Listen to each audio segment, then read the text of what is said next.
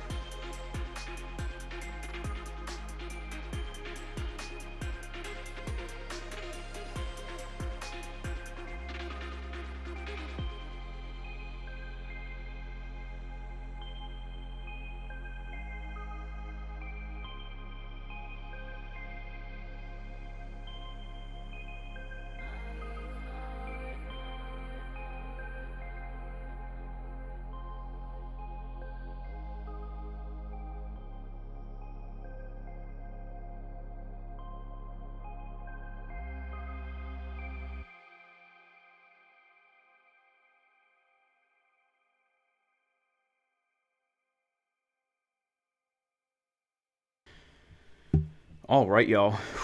Well, we are live on this volatile Friday morning, guys. As you can see, based on the hair, that you know the Bitcoin price has been taking me through the ringer.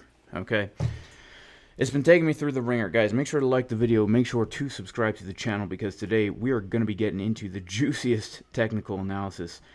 Bitcoin really has been putting me through the ringer, guys. I mean, seriously, Bitcoin's been putting me through the ringer like crazy. Let me explain what I mean here. Let me explain what I mean. Now, right now, Bitcoin is actually getting a bounce from the point of control, actually, of this range right here. As we can see, we've come down to the high volume node of this range, actually bouncing off of a box of support that that we have marked out here on the chart.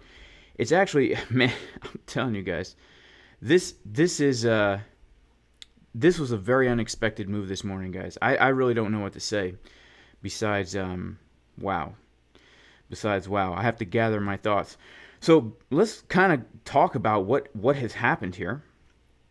Let's talk about what has happened and what we can expect to happen.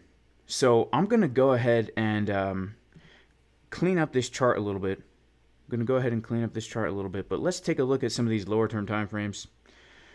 What do we have going on here? We have potentially some kind of bullish divergences forming here on the chart as we come down to this high volume node. Going to take a look at the 12-minute here, see what we got going on. 12-minute is looking potentially kind of bullish, to be honest with you. All right, so let's clear this up and let's talk about what has happened. So yesterday, y'all, you know, I did make a video saying that I was super bearish, and yeah, let's basically go over what has happened here. All right, let's go over what has happened. So we're going to start with yesterday. We'll start on the 4-hour time frame. And I know there's like some kind of jobs news going on right now with all this kind of volatility. But yesterday, I made a video being very bearish because we had lost this very important area of support, right? We had come down to this key area of support and we lost it, right? We lost it. And to be honest with you guys, when we had lost this key level, I was getting pretty dang bearish because I'm like, look, this is key support. If we lose this, there's a very high probability that we come down into this area, right? The 21-ish area. But then last night we actually did find some support. I mean, Asia usually dumps us, but they pumped us back up above this level.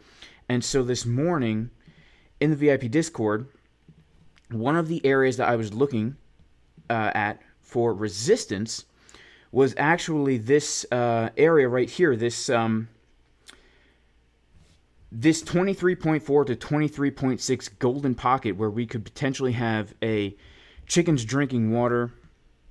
We could have a potential chickens drinking water and also come into this resistance. Now, I had no idea that it was going to be such a big move. I did take a scalp from there, guys, but it turned out to be much more than a scalp.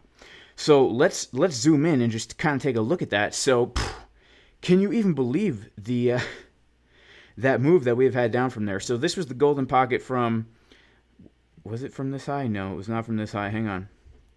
It was from this high up here to the low that we put in yesterday. And look at what has happened here. It's actually really amazing.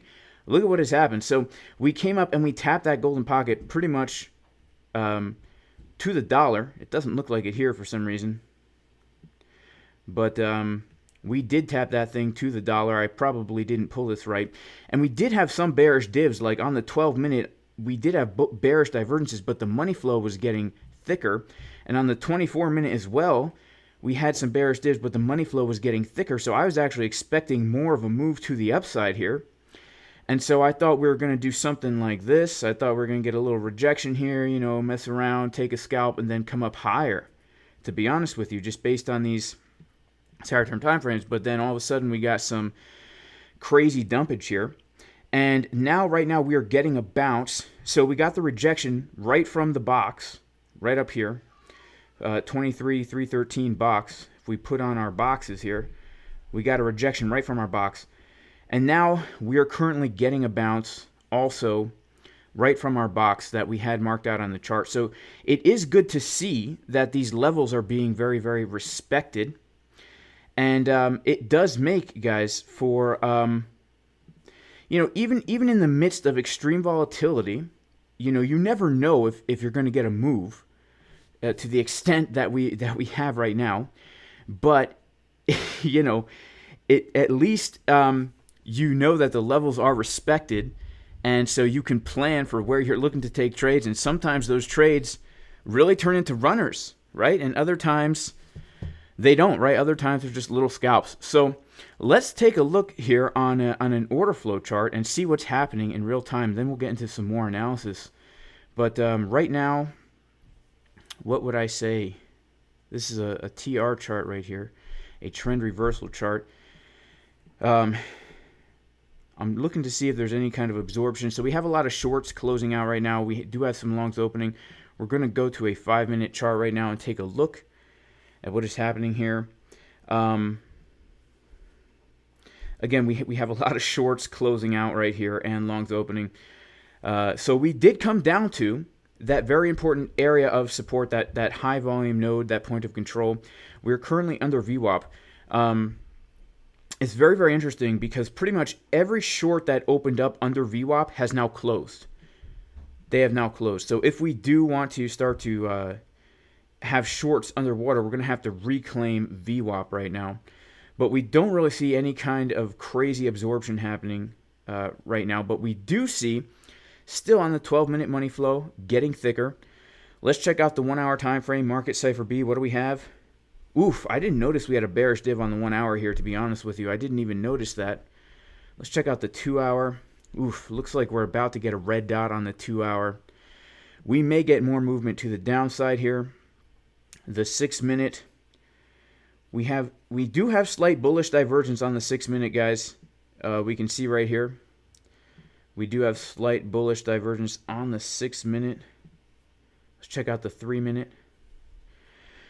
Uneven butt cheeks, guys, on the 3-minute. We can see right here that the 3-minute does have a nice pair of uneven gluteus maximi.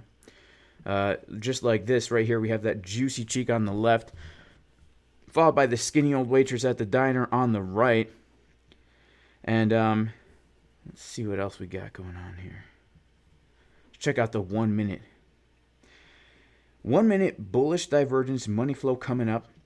Let's see, guys, if we can now change market structure here, because if we can, right, if we do, let's say, put in a higher high here, then we can look to potentially get a move higher here, because this was a very, very fast move up. Speaking of fast moves, let's take a look at a TPO chart and see do we have any single prints on that move down, and it looks like we don't, which is surprising. Yeah, we don't. We do not, because it's all in the same session as this move to the upside. So very interesting, guys. We don't have any single prints to fill or anything like that. But right now, obviously, resistance is going to be like the 23K area and then the VWAP. And I am not sure what is going to happen. So apparently this news, let's check out what this news said. Jobs news. Let's check out what the jobs news said 2 minutes ago. Oh, okay. The Los Angeles Times, one of my favorite news sources, okay? If you want objective truth in your life, you need to check out Microsoft's news media, and specifically the LA Times, okay? So it says, America's hiring boom continued last month as employers added 500,000 jobs despite raging inflation and rising anxiety about a recession. So I guess when this news came out is when we got this massive dump. So that's interesting. This should be a good thing, right? Jobs are up, right? All these jobs, unemployment is just crashing down. Maybe Bitcoin follows the unemployment percentage, right?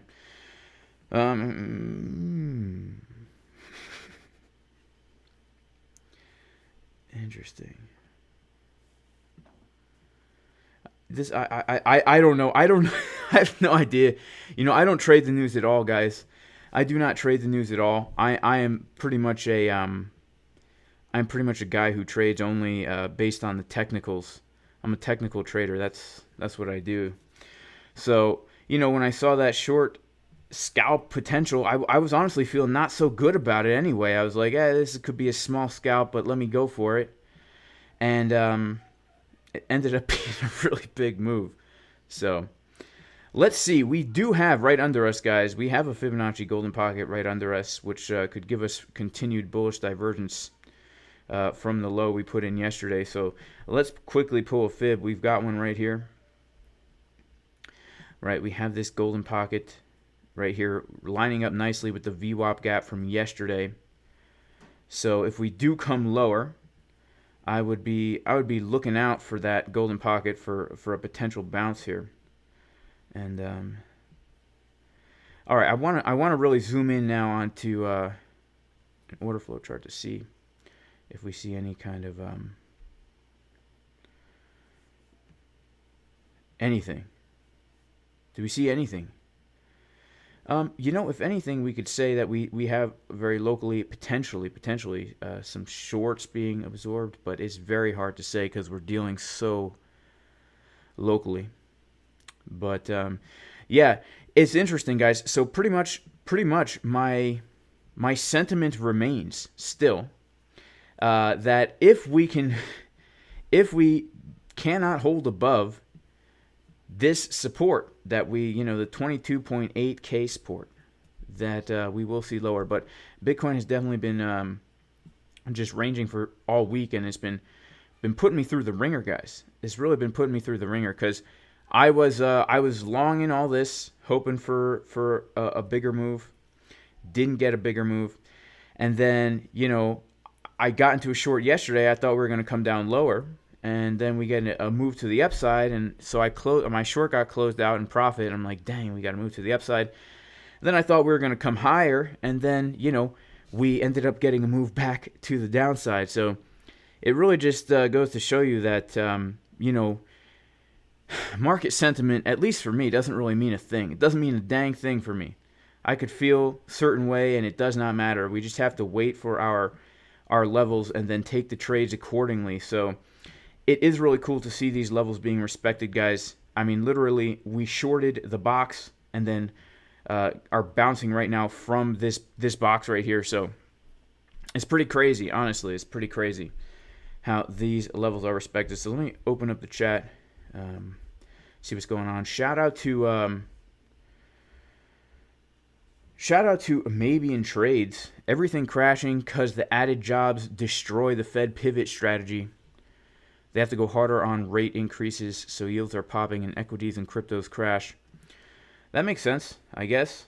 I'll be honest; these things don't really make sense to me. I just trade the charts. Where was the golden pocket? The golden pocket for the short trade was at 23.5-ish, 23.5-ish, right there.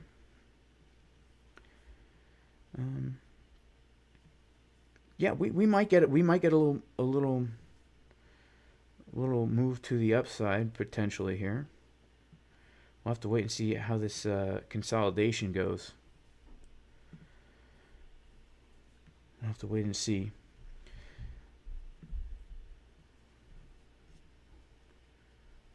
Shout out to Broke Forever, who's schlonging like a boss. Do I think New York Open will cause some volatility? Yes, I do. And New York, guys, is about to open right now in 3 minutes. So I don't know what effect New York Open is going to have after a very volatile move like this. We could see a lot more volatility coming in the next 3 minutes. So be prepared for some added volatility to come in here. Be prepared for some added volatility in 3 minutes. In 3 minutes. All right, so the 1 hour honestly still looks like we could have some more downside.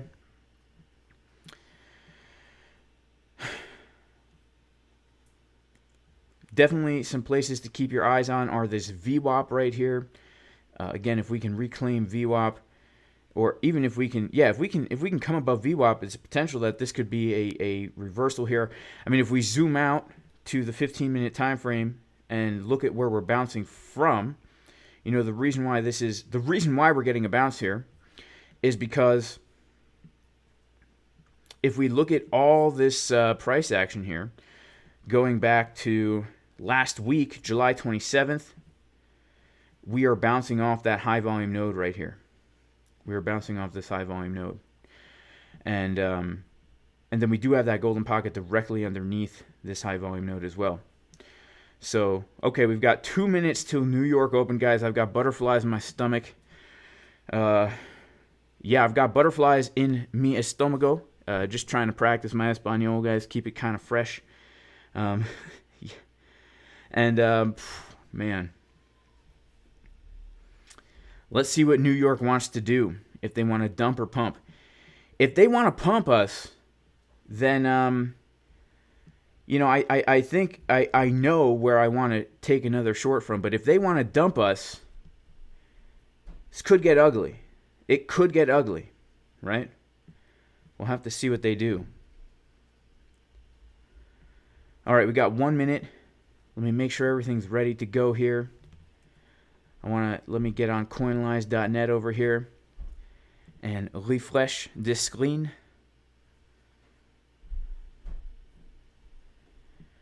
Wow, guys, this move down also, I have to say. So let's just analyze quickly the move down that we've had. This was a very, very healthy move to the downside.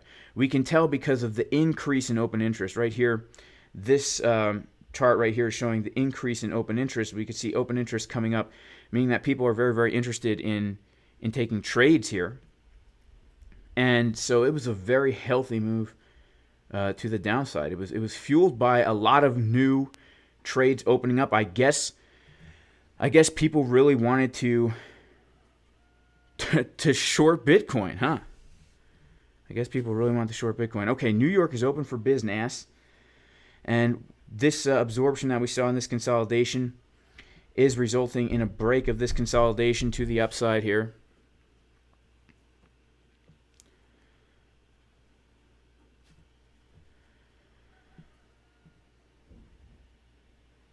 So let us watch and see what's happening as we approach the Wafinator, which is another word for VWAP.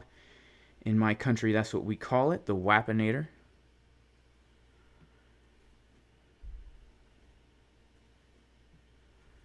And just out of curiosity, let's pull a very local fib to see, like, you know, what is going on.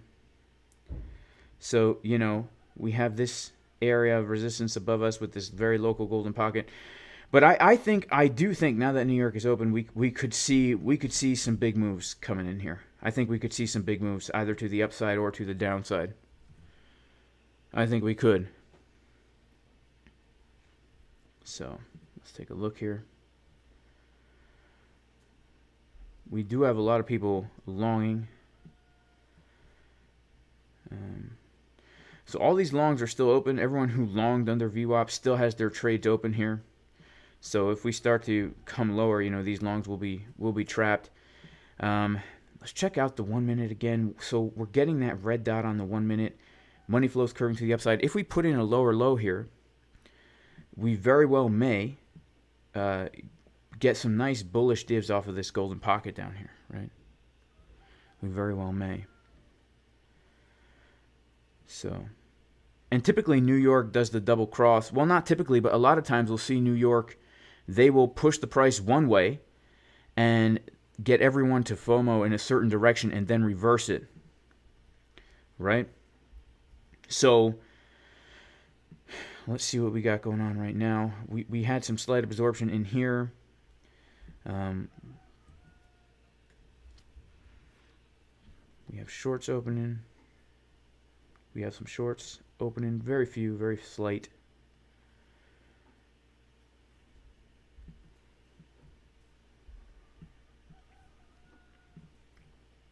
Very, very slight.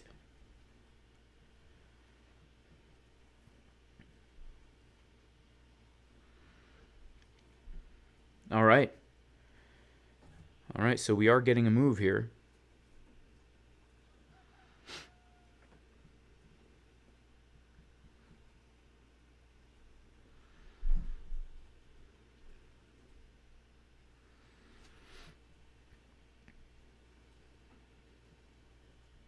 We're getting a move to the upside. Keep your eyes on the VWAP, guys. Keep your eyes on the VWAP. And keep your eyes on this high. Because, you know, it's very possible we just come up. Zoop, zoop. The old zoop, zoop, if you know what I mean.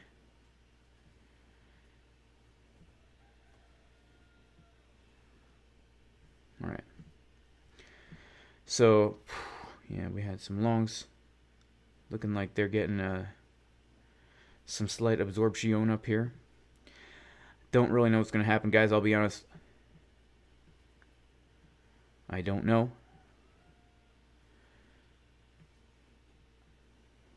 I do not.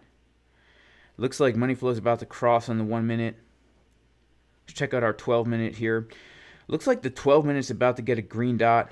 Could push us to the upside a little bit. Be very, very curious to see, you know, what happens if we can reclaim this VWAP. Because right now, this white line at 23K, confluence with the VWAP, I would say that is our local resistance. Just based on market structure, we could see this line at 23K acting as support, resistance, support, support. And so, you know, if we lose a support, it then becomes resistance.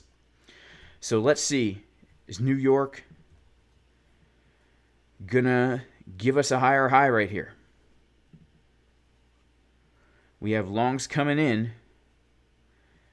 We just put in a very local higher high here.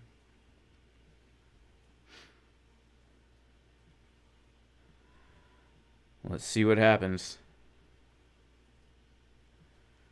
Can we hit that VWAP, guys? Can we hit the VWAP?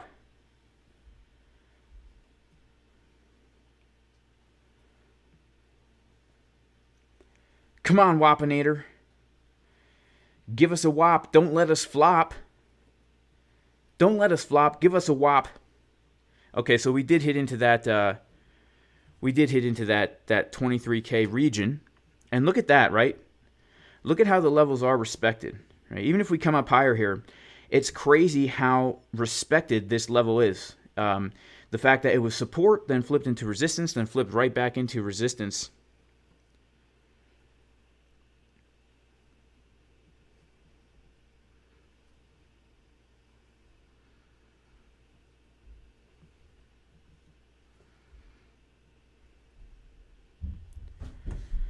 Yeah, let's take a look. Let's wait and see what happens. We're getting this 1 minute red dot on market Cipher B. And so here's the thing, guys. You know, if we are going to get a move to the upside, we look for a bounce off the Fibonacci golden pocket.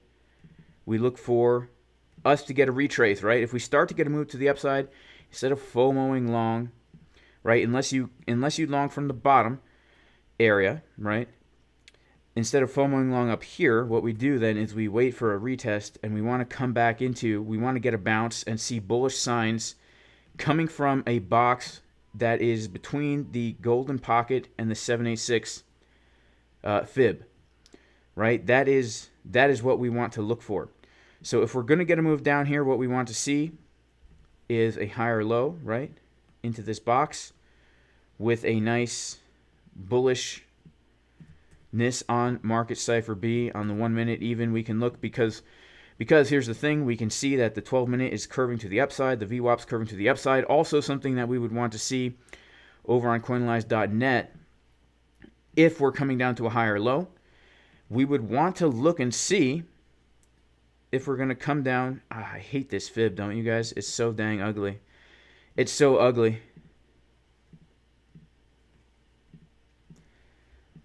All right.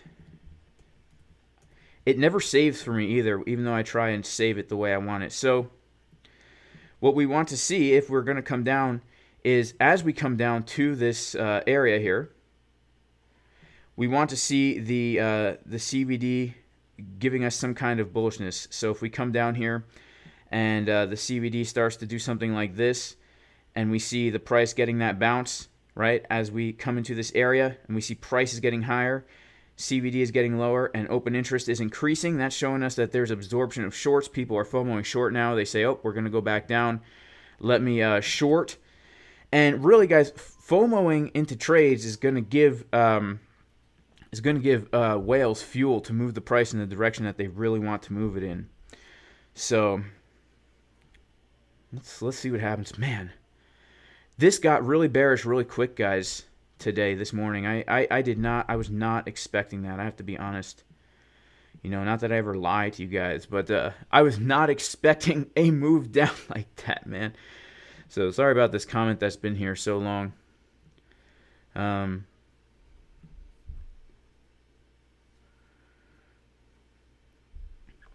Chris says, I talk too much dribble trying to complicate simplicity. Well, here's the thing. So I love price action, Chris. So I love to like talk about what's happening in the moment. But yeah, if you want to just get back to simplicity, the simple fact of the matter is we have two key levels that we're looking for bounces from, right? We got a rejection from the first key level. This is very clean and easy to understand. We look for bearish signals here. We look for bullish signals here, right? And what happens between doesn't matter as much, right? It does not matter as much. But I do like to narrate price action. But when it comes to actually taking action on trades, I am a big fan of just waiting for my key levels, right? And so to clear all the noise out, guys, we were looking for a bounce from this box right here, as shown in the VIP Discord this morning. And then right now, we are getting a bounce from there. And the two possibilities that we're looking for are either A, a retracement down to the local golden pocket for a higher low, or B, a move to the downside to put in a lower low with a bullish divergence into this more macro golden pocket, right? Those are the two scenarios that we are looking for, right? But in the meantime, you know, these two levels do offer us trading opportunities, right? So I do enjoy talking the dribble. I have to be honest with you. I do. Yeah. Chris says Binance Fib is the worst in the world. Yeah. Well, Coinalyze is as well. Shout out to Rabbi Eduardo. Shout out to Dread Mining. Got bearish div at the 15-minute bear div a few hours ago. Yeah, I was not expecting that to come down so much. Okay, so Tcat says, when I post the charts, I post USD. Is there a way to get USDT? No, I find that the USD levels, guys, are respected much better than the USDT levels, which is why I use the USD for my charting, and I'll even trade USDT. Like, I trade USDT. I exclusively trade USDT. And honestly, guys, so, you know, the USDT pair is great because you can long and short at the same time. Like right now, I've got two trades open at the same time. And you can do that on USDT. You cannot do that on USD, right? You cannot do that on USD. So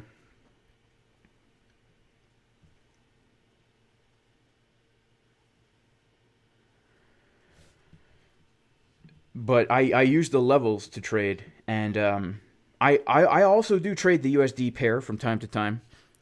But you know, honestly, guys, right now I've been stacking my tether. I know that's dumb. I've been buying a lot of Bitcoin on spot. I've been buying a lot of Bitcoin on spot at these prices, but I've been stacking my tether when it comes to trading, just because it's been more stable.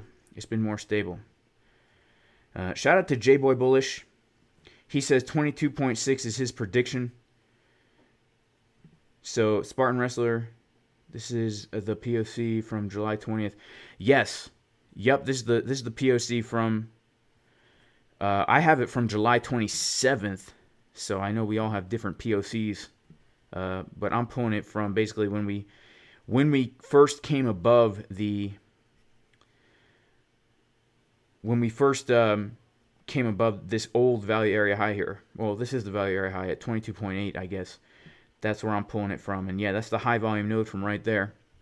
That is the high volume node from right there. So, no idea, guys, what's going to happen. So, let's check out what you guys think. How do I open a long and short at the same time? You just long and short, I mean, really. But if for ByBit, you have to be on the USDT pair. So you come up to the top here, go to derivatives, and USDT perpetual. You cannot do this for the USD pair. You can do two different pairs. You could long USD and short USDT if you want. On PHEMEX, you have to do US margin and Bitcoin margin. So typically, depending on what your goals are, like if you want to stack Bitcoin on the way down, you can short Bitcoin margined, and make more Bitcoin on the way down if you're super bullish on Bitcoin. I do that from time to time, but I've been pretty much trading Tether for the past few months. So on Binance, you can use hedge mode, people in chat are saying. So Jason says, when I open a long short at the same time, I lose. Yeah, well, you know, you have to know where the levels are, right? So don't open them both at the same time, but like know where your levels of support and resistance are. So, you know, man, what a crazy day, guys. I was honestly pretty bummed out this morning because all my trades had been closed out, and I was like, dang, I'm not in any trades right now. But I don't even have the words, guys, because this is such a crazy drop. I was totally not expecting that at all. I was not expecting that at all. I was expecting higher. In fact, I still expect higher. If we can reclaim, well, no, we're still holding above this point of control here. As long as we don't lose this area that we bounced from today, I would not be surprised if we get a move back up to 23.7-ish. I would not be surprised about that at all. Let's check out what New York is doing. New York, it was a little anticlimactic New York open here. We've been open for about 15 minutes, and open interest is teetering to flat, meaning people don't know what the heck they want to do here. People don't know what the heck they want to do.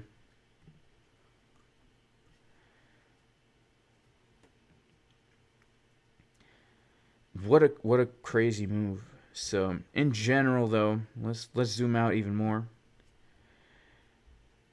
Wow. Yeah, we had a lot of shorts open up in this move to the downside. So we have a lot of volume up here, guys, that will need to be defended. If we come above VWAP, we're gonna need a lot of buyers to come in.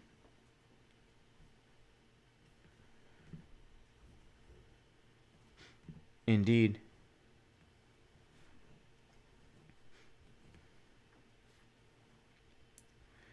Today is a bearish moon cycle day. Yeah, let's check that out.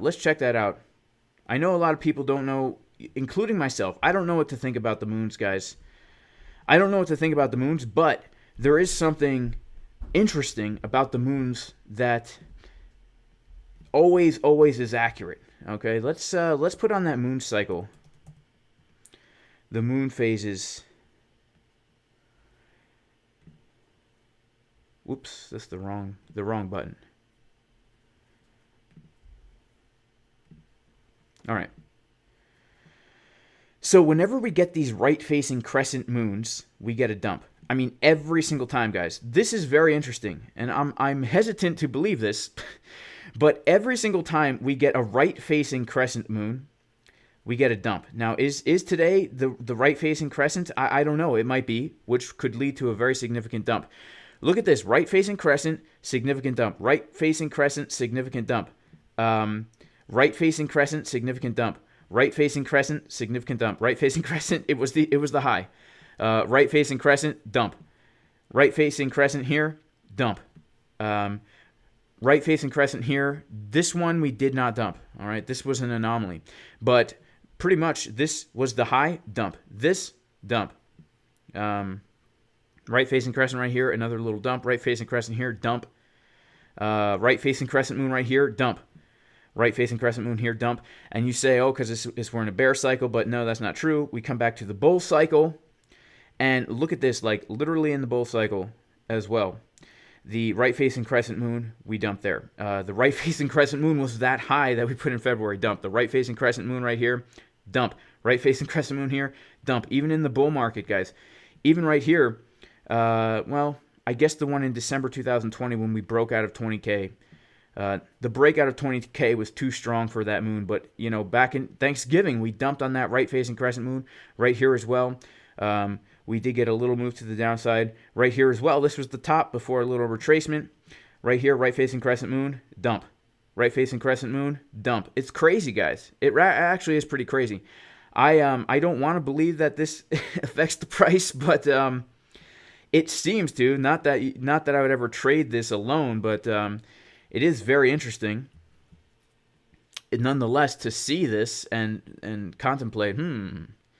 You know what I'm saying? So that's very interesting. What do you guys think about that? What do you guys think about that? Yeah, that is pretty crazy, right? That is pretty crazy. So Doge Digger says it's the same with the ocean tides. Yeah, I mean, it really is. It really is some crazy stuff, guys. Like, that's the kind of stuff I don't want to believe. But hey, you know, this creation is a lot more complex than I think a lot of us understand. Than any of us understand. This creation is a lot more complex than any of us understand.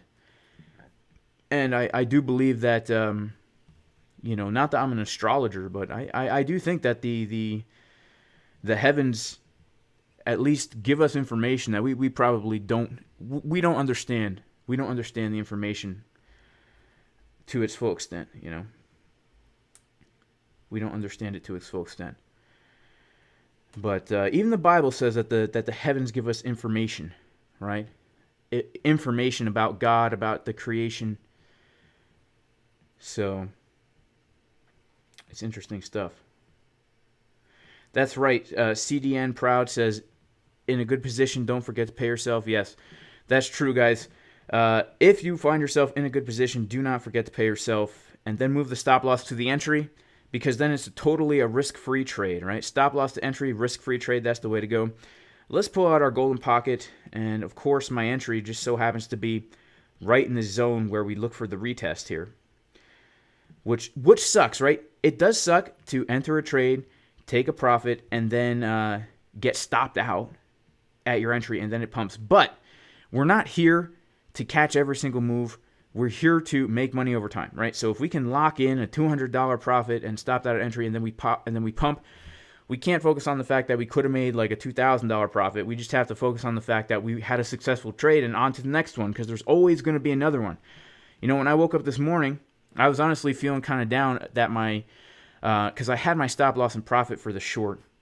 I didn't put it at my entry. I had it in profit. My short got stopped out in profit. Missed the long. I was feeling kind of bummed, you know. But after I got my head on straight, come to the charts, look for some fresh ideas, and, you know, the Lord has blessed me now with two positions here. Let's see what happens as we continue to watch this price action play out here. So that's right. So yeah, it sucks. It sucks when that happens, but it keeps you trading, right? Otherwise, you know, we don't want to be losing money here, right? We don't want to be losing money. We are here to make money. That is the only reason.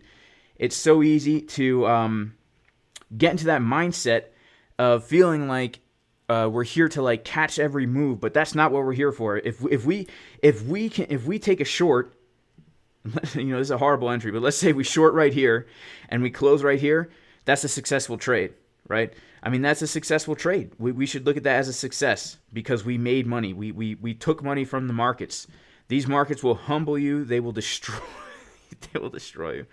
Oh man, they will. I'll tell you guys. Let's check out what's happening here. Interesting. It looks like we're getting some absorption right here. Look at this. Just prices going up. Open interest coming up slightly, but CVD is coming down. So let's see if we can get a. Let's see if we can't pump up to the VWAP, guys. Let's see if we can't do that. Money flow's coming up here on the 1 minute. Let's check out our 12 minute here. Reluctant to print that green dot. Let's check out our 24 minute here. Looking like the VWAP wants to curve to the upside. Shout out to CryptoFace, by the way, who just went live. CryptoFace is live. I'm curious to see. If he's long or short. Oh, he's live with Gareth Soloway. I wonder if he's in a position. Let's find out. Oh, it's in 2 hours. All right, it's in 2 hours, guys. So I am subscribed to CryptoFace, but I guess I'm not logged into that right account here. Otherwise, I'd leave a comment, man. Pop him a like. Shout out to CryptoFace. Oh, I can't even like the video. I'm not signed in. I am not signed in.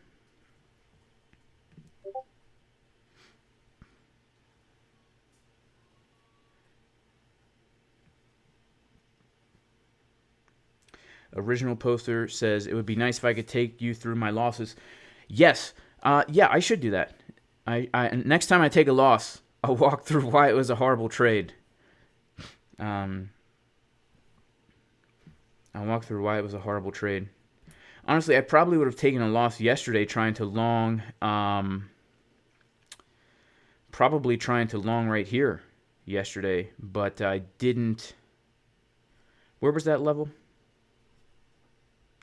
Yeah, probably would have taken a loss trying to long this right here, but I had no internet at the time.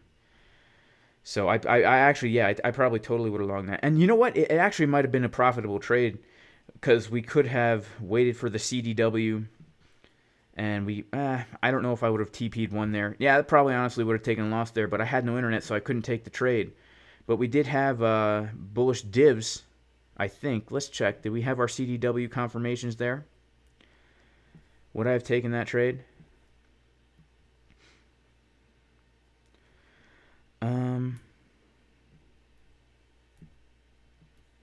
Where did we first lose it?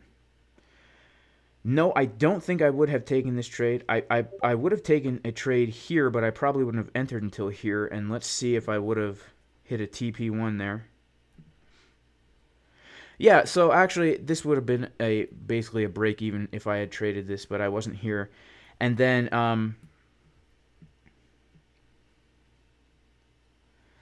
yeah, and then I did long yesterday. I longed from right here. I longed from right here on this little retest that we got here because we also had some bullish CVD and a money flow cross, but then I got stopped out of my entry and then we pumped. So that was a bummer. But yeah, and I do post them in the Discord as well. Like when I take a loss, I post my P&L, my loser P&L.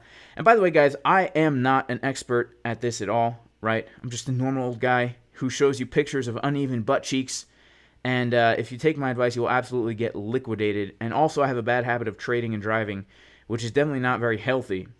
But I do it nonetheless, and I'm always got my fib pulled out on the road. And I do get pulled over sometimes by cops. And first of all, not only am I not looking at the road and I'm looking at my charts, but I've got the fib pulled out, and they're like, why is your fib pulled out in the car? And I try to explain to them, and the more I try to explain, the more their face becomes cross. You guys like that word cross? It's a very old English word, like Peter Rabbit type stuff. You know, he was very cross. I'm feeling very cross today. Don't cross me. I'm feeling cross. Right? Let's see. What do we got going on? Yeah, let's see if we can't get a move to the upside here, guys. Let's see if we cannot get a move to the upside. As long as we don't take out this low at 22,982 and 50 cents. Uh-oh. We might be taking out that low. But, you know, let's see if we can't get some kind of a little move up here, at least to the VWAP. Let's see. 1 minute is not looking too bullish, honestly. The 12 minute, I don't know.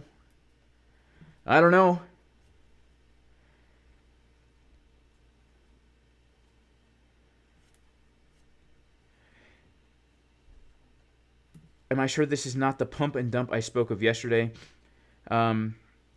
Yeah, maybe this is. I mean, you know, this could have been a very significant high here, guys. I mean, you know, I'm not going to discount the fact that that could have been a very significant high. I was really hoping for higher. I was really hoping for higher. And here's why. Because if we're going to be looking at this as a range with our resistance up here, well, actually, let's yeah, this would be like if we're going to be looking at this as a sideways range with clear resistance, right, and clear support, right? Resistance flip to support, support, support again, support, support, support. Then, if we're looking at the volume that we've got going on here, I would want to at least come up to this area because that area is also the macro golden pocket. That's where I was honestly planning and hoping to take a real big short from today, from around 23.8 ish, right? We have other confluences there, but you know, if we do come up to there today, let's say we come up to there today, right now, just based on the 1 hour time frame, I mean, this could be a very bearish high to put in here, because this would even still give us like high, low, lower high, lower low, lower high, low. Oh, that would actually reverse market structure, but no, sorry, what I'm talking about makes no sense, guys. Remember, I'm an idiot. Don't listen to anything I say. This is not financial advice. I don't trade with real money anyway. I only paper trade because the purpose of life is to avoid all risk. That's why we have to make sure we dress like this every day, because if there is a small chance we could get sick and a very small chance that we could die, you know, we don't want to take that risk. And so with trading, there's much bigger risks than, you know, the kind of risks that you see on TV. Honestly, much bigger. And so I would never want to advocate or do that, you know. But where was I going with this? Right. So in this scenario, forget about the trend. We're just ranging here, right? And so we could come up to this area here and basically just take out these highs, crash into this area of consolidation, and that could give us a bearish move to the downside, if you know what I'm saying. If you guys know what I'm saying.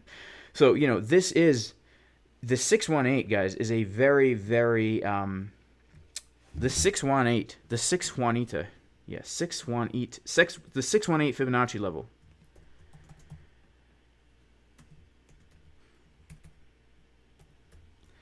The 618 Fibonacci level is actually here. Let me make this a little bigger for us. Yeah, the 618. It reminds me of this this time that I was back when I was in the dating scene, guys. Before I decided to never talk to girls again because they were never gonna date me ever. There was a girl. Her name was Six Juanita, and I had a huge crush on her. And unfortunately, when I finally got the courage to ask her out, she rejected me.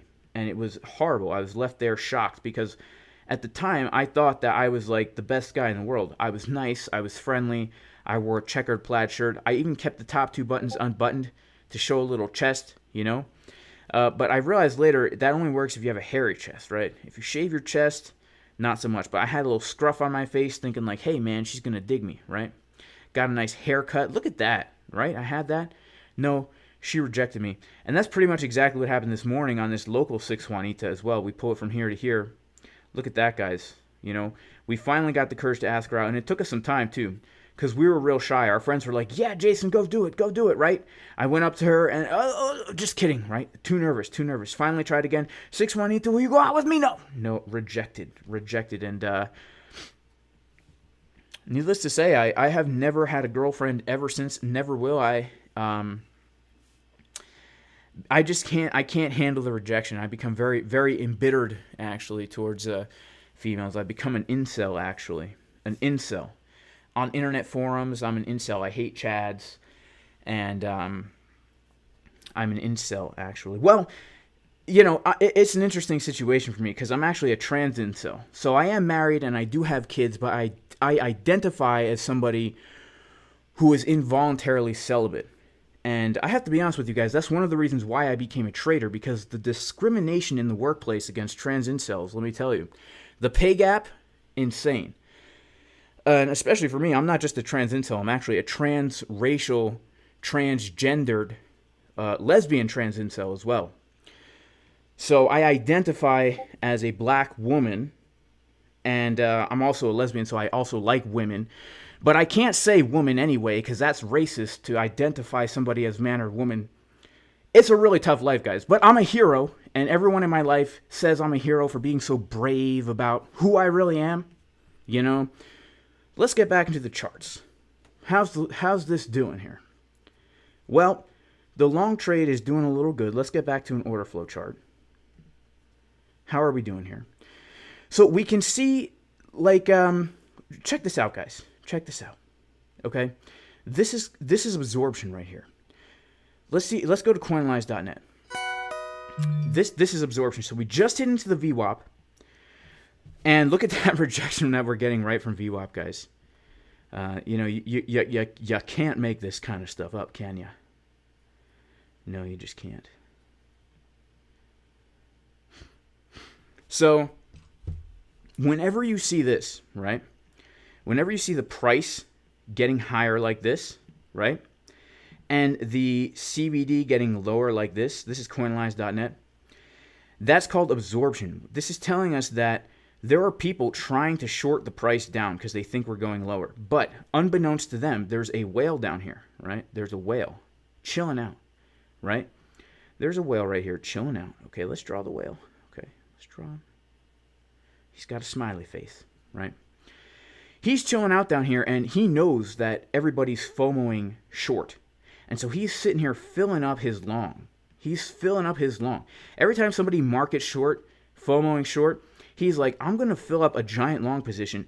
And once these shorters run out of money to short, I'm going to go ahead and push the price up with my big long order, right? We can think of it as the whale sitting down here with a basket, right? And in order for him to fill up a big long order, he needs a lot of people to go short. Because for every buy, there's a sell. And for every sell, there's a buy. And all these people are market ordering short. And they're just throwing their money into the whale's basket, right? Now, once this whale's basket is full, and there's nobody left standing there to short, guess what? Now, there's more longs than shorts. And the whale can go and push that price up. And that's exactly what happened here. And that's why we were looking at this earlier, saying I'm expecting a move up here as long as we don't lose the low of 22,985 and 50 cents. Because as long as we don't lose that low, we're maintaining these higher highs and we're seeing the CVD come down. So let's pop back over to our Bitcoin chart here. And let's see what's going on. Okay, so we're getting that move to the upside. We're getting that move to the upside. All right. Check out the 1 minute. Slight bearish div on the Uno minute. So we are coming up to an area of resistance. So this is what's so great about market structure, is even the smallest things will be respected. So look at this, right? We have this whole chunk of price action right here, and we have the high volume node right here where we're currently finding resistance. And not only that, on this move to the downside, we have all of a sudden in the middle of nowhere a blue candlestick right here, right? Whenever you see something like this at a level that has had a lot of interaction in the past, you can go ahead and draw a box there and tell yourself, this is an area I need to be aware of. Because this right here is telling us that there's probably going to be a reaction there. And then we can use more tools to see if is there any more confluence here. Let's see. Well, we don't have a golden pocket there, that's for sure. Let's see if we have anything else there. This is how we build confluences, right? I'm going to go ahead and put on a 382 fib. I'm going to put on a 0.5 fib. Well, look at that, guys. Rejecting right off the 0.5 fib. Also just so happens to be the high volume node of this very local range. Also just so happens to be this 1 minute order block right here. So we can build little confluences here. And then we could say, you know, if price comes up to here, then I can be looking for a reaction from it. And, you know, we do this on all time frames, and the higher the time frame, the more of a reaction you can look for, right? That's why it's so important to be looking at our high time frames like the 4 hour to identify those key areas of support and resistance. As we know, this is a key area of support right here, right, that we're actually bouncing from right now, because this was a value area high of a macro range, and then we could say not only is it the value area high of a macro range, but it's also the point of control of a local range, and so we're building confluences there, you know? That's why this morning in the VIP Discord, I posted that box as being an important area of support, because what we're doing is we're just building confluences and saying, look, if price comes to one of these areas of confluence, then I'm going to look for an entry, right? That's what we do. And if you want to join the VIP Discord, you can go to patreon.com/Jason Casper. Also, if you want to learn how to trade this way, you can check out the course. There's a 25% discount in the description. This course will give you the knowledge and the skills you need to become a confident, profitable trader, because here's why. It'll teach you not only how to read the charts and feel confident in your trades, but also how to read the charts and feel confident in your trades. And most importantly, guys, how to stop FOMO trading and how to stop trading with emotions. This was key for me, because when I first got into trading, I was trading breakouts, I was longing high and shorting low, the opposite of what you're supposed to do, right? Your grandpa always told you, you know what, son? If you want to be good at investing, it's so easy, because your grandfather has it all figured out. You know, he's 95 years old, he's got a southern accent, he has a white mustache, he dresses nice, even if he's just going to the grocery store, he puts on a hat, you know? Son, let me tell you something, right? Investing, you told him, you know, because he was concerned about you. He was concerned about you, you know, you dropped out of high school, you wanted to be a musician. He's like, son, you know, I don't know. He was concerned about you. And he's like, well, what are you going to do with your life, son? You know, I can't keep giving you, you know, $100 every time I see you because I love you. Like, you're getting kind of old. You're like, Grandpa, I'm going to become a trader, you told him. And when he heard that, man, he got excited. He's like, son, let me tell you a thing or two, all right? Investing's easy. Investing's easy. All you got to do is buy low and sell high. That's what I've been doing my whole life. That's why I'm a rich old grandpa, right? But what did we all do when we started trading, right? We started to buy high and sell low, right? Buy high and sell low.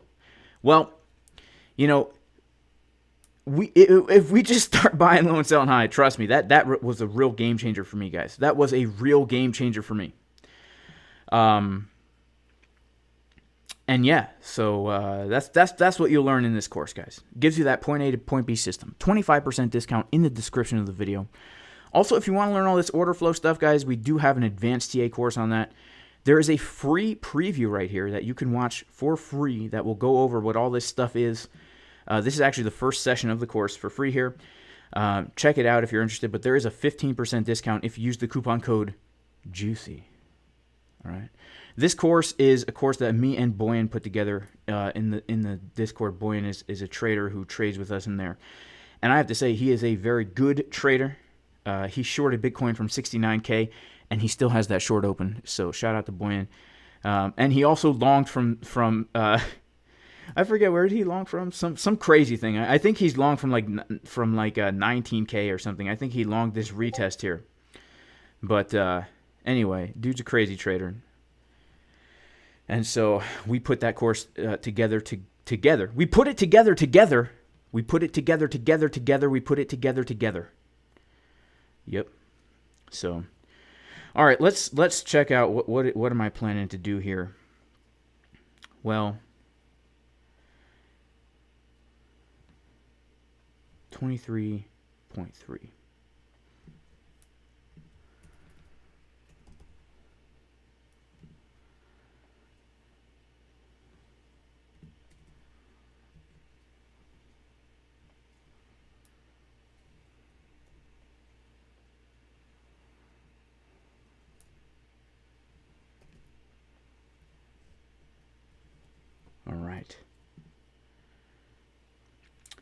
All right, I'm going to shoot for a TP up here at 23.3.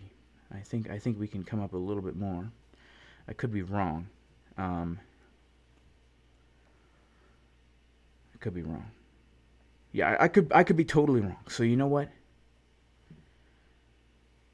Let me T some P right now. I'll T some P right now. Oof, do I really want to TP right now?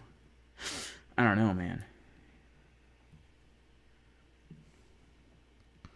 All right, I did it. T and P right now. Okay, now I'm just going to let these ride. I'm just going to let these ride. I'm in a good long position. I should have kept it up right now. As soon as I did that, we're going to pump right up to here. But that's okay. That's okay. That's okay. That's okay. That's okay. That's okay. You got to pay yourself, man. Shout out to the guy in the comments who reminded us to pay ourselves. So now look at this. Oh, actually, never mind. I thought this was bearish absorption, but it's not. So it's not. But money flow is getting thicker. Man, I'm very curious, guys. This could be a crazy day. This could end up being a really crazy day, man, for trading. Because, you know, right now, if we do come up to that higher area, that area that I'm looking to short, we might get another good short today because of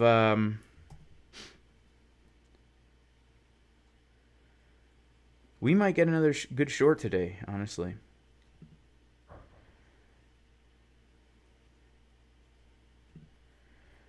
Yep. Should have kept it open, man. Should have kept it open, you know? All right. Whatever, you know, whatever. It is what it is, you know? It is what it is. Oh, look, I already have it marked on my chart. The big one, I hope. This is the big one, guys. This is the one I was hoping for, you know, up here. This big red box that says the big one. I was hoping for that. So, of course, we'll have to wait and see what happens. Let's check out our 1 minute here. Looking kind of bullish, honestly.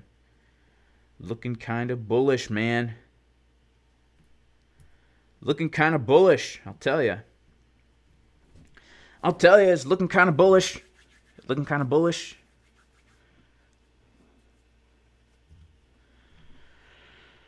Oh, man. This is crazy. This is crazy, guys. Sorry, I got to clear my throat.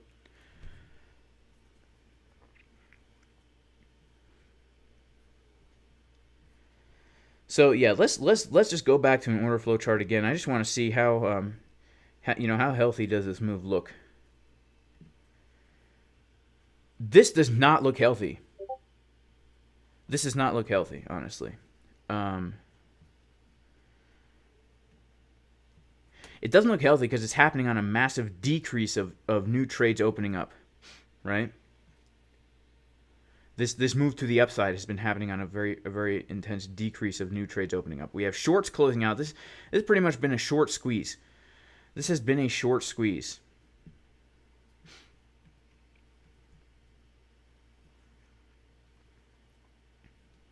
This has been a short squeeze here.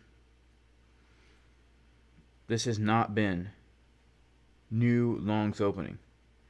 We've had some longs open here, but in general, we actually have fewer longs open now than we did underneath the VWAP. So this has really just been a short squeeze, shorts closing out because price is going higher. So everyone who shorted pretty much in this candlestick and below, they are now out of their shorts, right? And am I out of my short?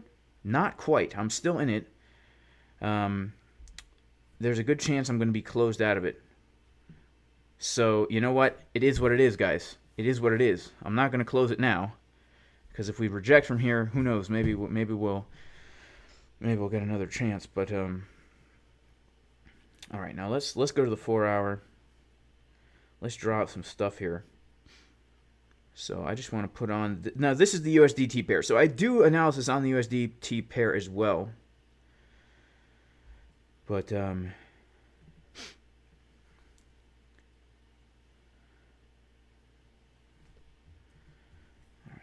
gonna adjust this box here, guys, because I have a more narrow view of what I'm looking at here. This is more like it.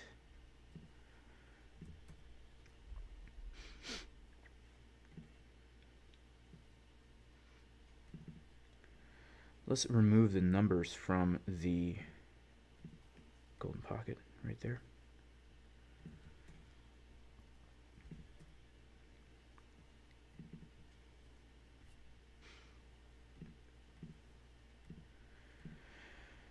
All right. Yeah, so this could be a nice potential short up here. we'll have to wait and see. But, you know, the reason why I'm interested in that right now is because we don't really have any volume coming in. So this has not been the healthiest move up. It was a healthy move down. It has not been the healthiest move up, right? And speaking of health, guys, you know, I don't recommend, first of all, I don't recommend trading and driving because it will get you wrecked. Yeah, I know. We got to bounce from the golden pocket and we're rejecting from key resistance, okay? This could get you wrecked. Don't do it. But what's even more dangerous is driving with a bare face. Clearly, oh my goodness, look at that gaping mouth. What kind of pathogens are floating around me that could just come in and hijack my body?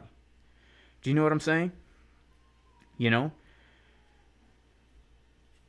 Very dangerous out there, guys. Very, very dangerous. Okay? Remember, don't take any risks in life, guys. We want life to be as safe as possible. Everybody should get a participation trophy.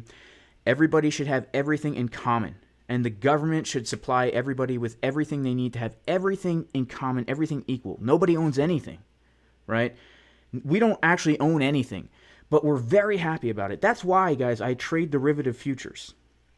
Because I don't have to own the asset I'm trading. No, I don't have to own the asset, right? Somebody else owns it. I'm just borrowing it so I can do what I have to do. And then, you know, whoever else in derivatives futures land owns it, right? It's not even real. It's all fake. It's all fake. Everything in life is fake anyway, huh? Right? It's just the metaverse, guys. We're just chilling out in the metaverse, right? Living life. VR goggles.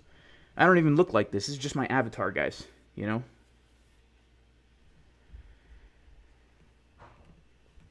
It's just my avatar. Guys, make sure to like the video. Make sure to subscribe to the channel. But really, make sure to like the video. We got about 700 people in here. Only 200 likes.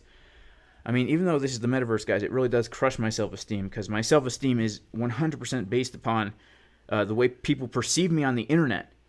You know, that's one of the problems of being a millennial, right? Our value is found in how people perceive us on the internet. So make sure to like the video, guys. All right. Let's see. What is going on here? Wow. Okay, guys. So this is significant right here. We're rejecting from the 786 right here. Right? And to the dollar. And so this is pretty key. This is pretty key. How's the 1 minute looking? Slight bearish div, but money flow coming up. I guess that doesn't mean much these days, huh? I mean, same up here. Literally the same thing from here. I thought this was going to be a dangerous scalp, guys. But it turned out to be not so dangerous. Yeah, so who knows? Who knows what's going to happen here? This might be a higher low. I mean, a lower high. Retest of previous previous support as resistance right here. So let's see. Let's see. Sounds like there's a stampede of elephants upstairs, guys.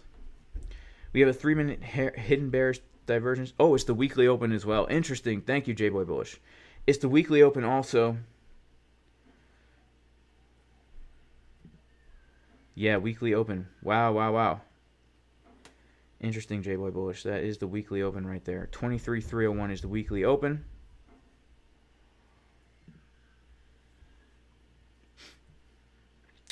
You know, I'm tempted to take profit out of the long, but you know what? As soon as I do that, guys, we're going to pump up. So I'm going to leave it. I'm going to leave the long with the position it's in here. And that'll be that.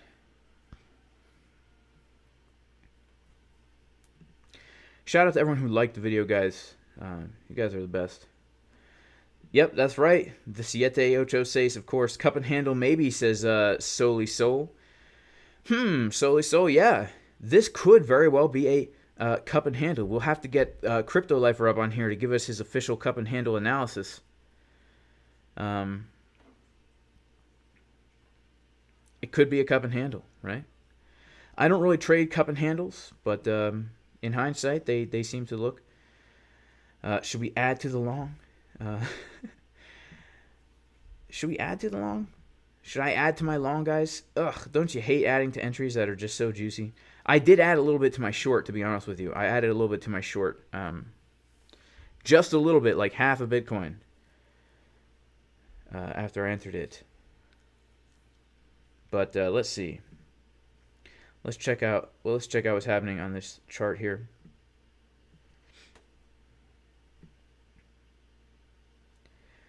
If we start to see some absorption here, like if we see CBD make a lower low, we do have some shorts opening up here. If CBD starts to make a lower low and like we come down to the daily point of control with bullish CBD, I actually might add to the long. I might add to it. Let's check out how's MCB looking. Honestly, looking like we could get that another move to the upside on the 1 hour. Yeah, let's do it, man. Let's add a little bit to this long if we get a good opportunity. If we get a good opportunity.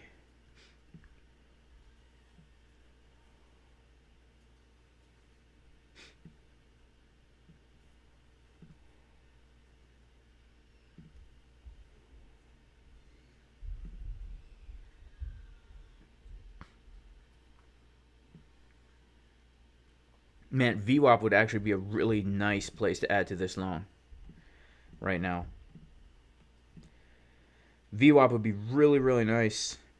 I mean, obviously we have this 382 as well. This would be interesting. But yeah, the VWAP would be really nice because we have the golden pocket and the VWAP there. let's take a look again. See what we got going on. What's going on? So open interest decreasing. This isn't honestly, this is not absorption right here.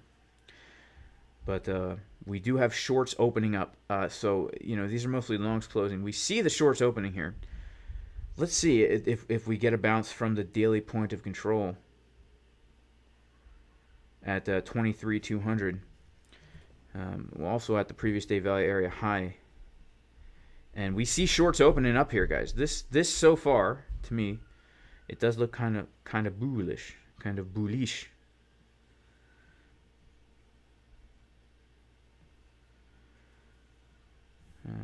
Just a little bit bullish.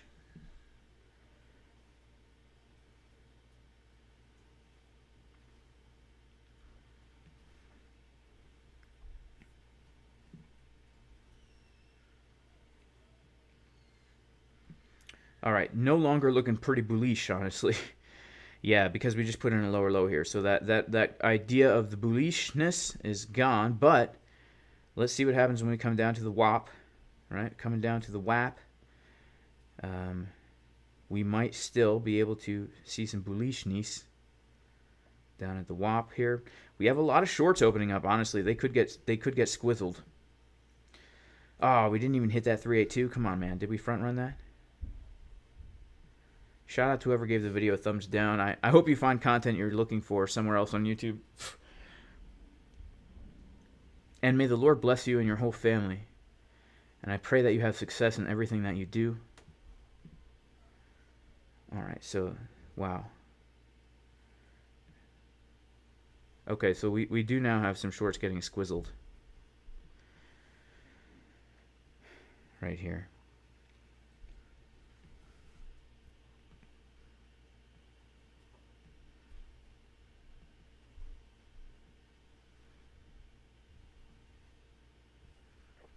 Yeah, so you guys see this? Like, when we came down here, we had more shorts opening up. So.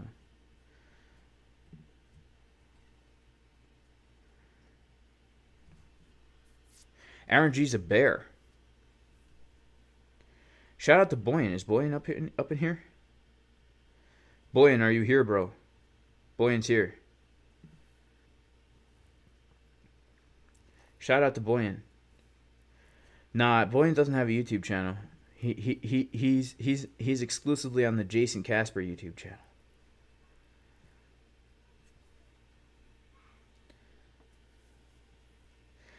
Yeah, it is a lower low now. Yeah.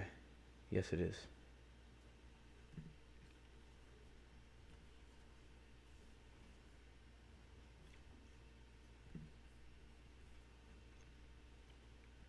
Can I explain Exochart setups? yeah, I mean, like, I don't have anything fancy here. For this, like, you just go over here and click TR 4426, and then turn on the VWAP, and then turn on net shorts, net longs, and open interest, and D bars, so that you can see the CVD. That's pretty much it. There's nothing fancy about it. But if you do want all the exact layouts that we use, you could check out the Advanced TA course, 15% discount in the description, and check out this free intro video. It will explain a lot of how to just set things up in general. So let's see what happens as we come down to this, if we make it down to this VWAP Golden Pocket combo.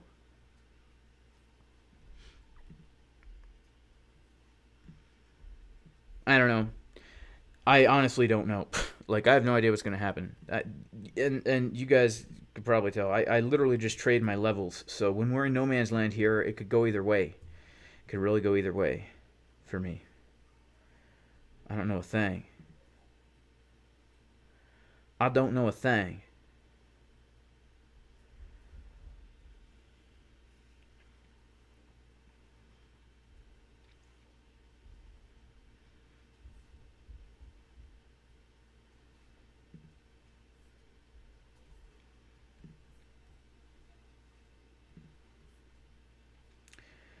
Yeah, there is a 15% discount on the advanced course. The coupon code is JUICY. JUICY. What's going on, Crypto Hoarder? What's going on, Crypto Hoarder? What's going on, Infinity VII? Okay, so we filled the gap for SPX and NASDAQ. Trex 21, can you date me? Well, I'm a trans incel, and also I'm married. So the answer is no. There's two reasons why I can't date you. First of all, I don't date, and second of all, I'm married.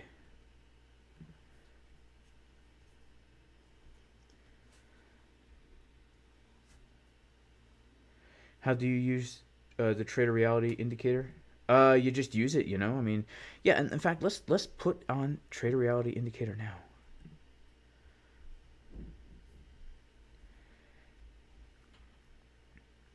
Wow. Okay. So it looks like, honestly, guys, this was a vector candle on the 1 hour. So there's a good chance that we recover that vector and come up higher, right? Yo, ladies and gentlemen, come on, make your move, Bitcoin. What's it going to be? The market maker wants the retail trader to FOMO long. Meanwhile, he's building his shorts. Ladies and gentlemen, happy days. Got to go pick up my daughter. Recover the vectors to the upside. Bring it back down to the 15 EMA. So it looks like we do have a vector candle up here. Shout out to Tino from Traders Reality.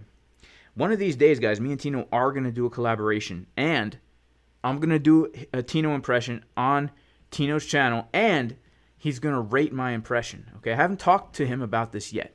Okay, I'm gonna pop the question in the middle of the stream. Right, and if he says I sound like him, well, I'm going to be very proud of myself. Right, I am going to be very, very proud of myself if Tino says... He'll be like, yo, Jason, much love and respect to you, man. You know, it sounds just like me. And I'll be like, yeah, you know, what can I say, Tino? You know, I've been practicing, bro. You know, shout out to Tino. You know, what a great guy, great trader, and honestly, one of the most entertaining YouTubers out there. Because when you're watching the price action with Tino in the background, man, it's like a sports game. It's like a fast moving. It's like hockey or something, right? It's not like baseball. Right, the Jason Casper YouTube, that's more like baseball, right? No action. Pretty much just looking at pictures of the crowd in the stands. You know, you got this guy out there, actually the only guy there. Definitely not dressed like this, though. Dressed more like Jason Casper when he drives, if you know what I'm saying. Got the open mouth where all those pathogens just fly right in there.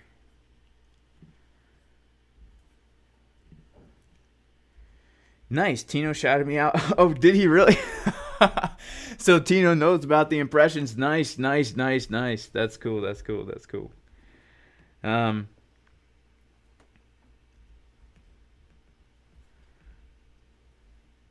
Yeah, of course I watch Traders Reality, Kevin Anderson. Of course I do, man, don't you? Lucy D says, "Am I married?" That's so. This word right here, I don't know if I can say that on YouTube. Yeah.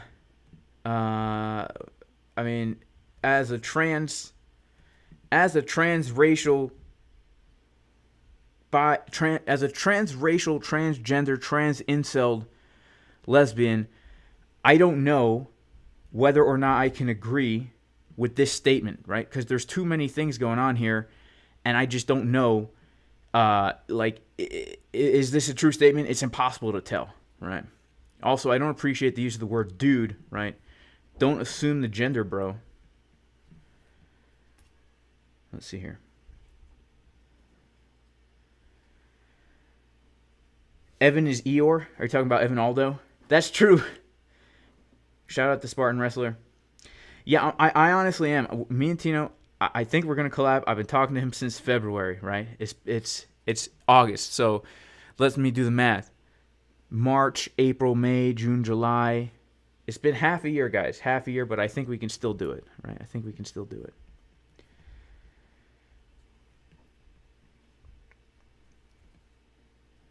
We have a bear flag on the 1 minute measured move down to the golden pocket. Let's do it, man. Let's do it. 2Podge 1 2 3. Yeah, let's do it. Let's do it.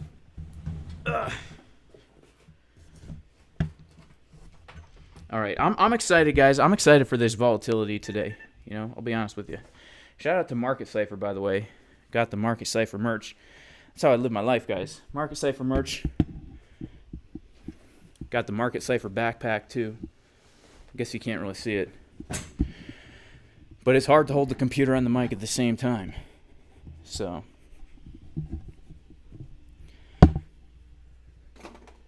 I got somewhere to go. Got somewhere to go.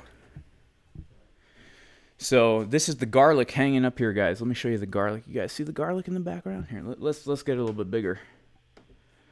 Let's see. Get some garlic. It's curing back there. You guys see it? Hang on. Yeah, there it is. Hanging from the rafters. That's the way we do it. Most of it's actually put away right now. And then underneath on this table here, I've got a whole bunch of potatoes. I got potatoes everywhere. But the main reason I'm coming out here is because I have to pee, guys. And I'm just going to do it on stream. So make sure to like the stream. It's going to be the best stream ever. And I don't want to miss the juicy price action, right?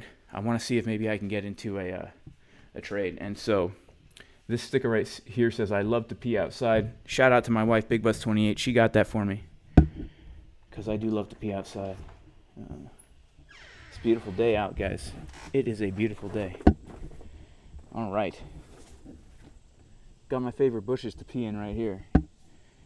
Yeah, all right. Well, while we're doing this, let's take a look at Exo.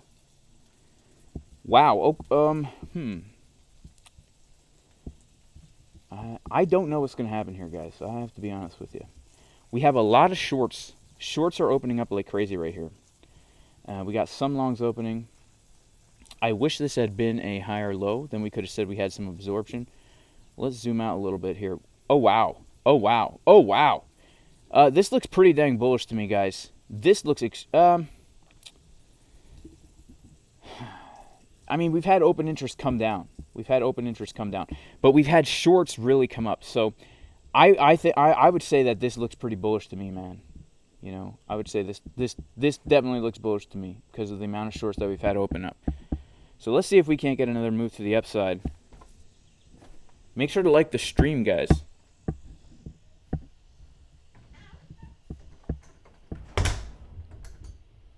Make sure to like it and subscribe. Trust me, you're not going to get this kind of content on any other YouTube channel. I promise you. I have run the gamut of crypto YouTubers. I've never once seen anyone show their garlic and take a pee on stream. If you know what I'm saying.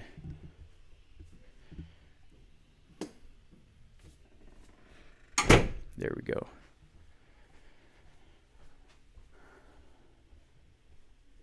All right. Back to the oh, and people always ask, right? People always ask, what's the secret? What's the secret to staying lean? Guys, here's the secret, okay? This is a recumbent bike that I got for free from a dumpster, right? I just put a little piano stand on it, piece of cardboard for the table. When I'm trading, when I'm streaming, I'm pedaling away, guys. You can burn, like, I'm not even kidding. In this stream so far, how long have I been doing this? I've been sitting down here on the bike since like 7:30 a.m. It's 10:30. That's 3 hours of pedaling, guys. That's like 600 calories, you know? It'll help you stay lean, right? It'll help you stay lean. All right, back to the price action here.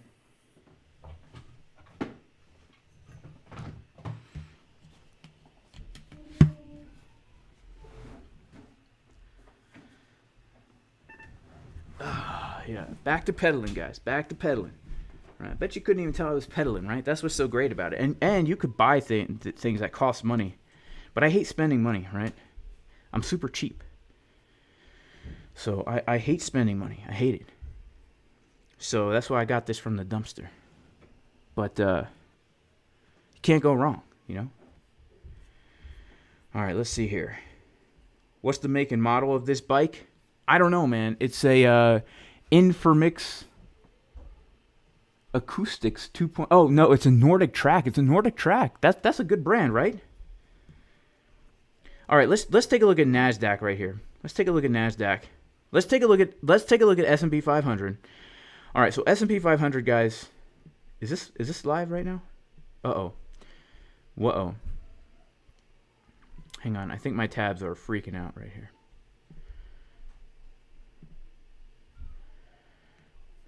Yeah, there's something wrong with my computer. Yeah, something wrong with it, guys. All right.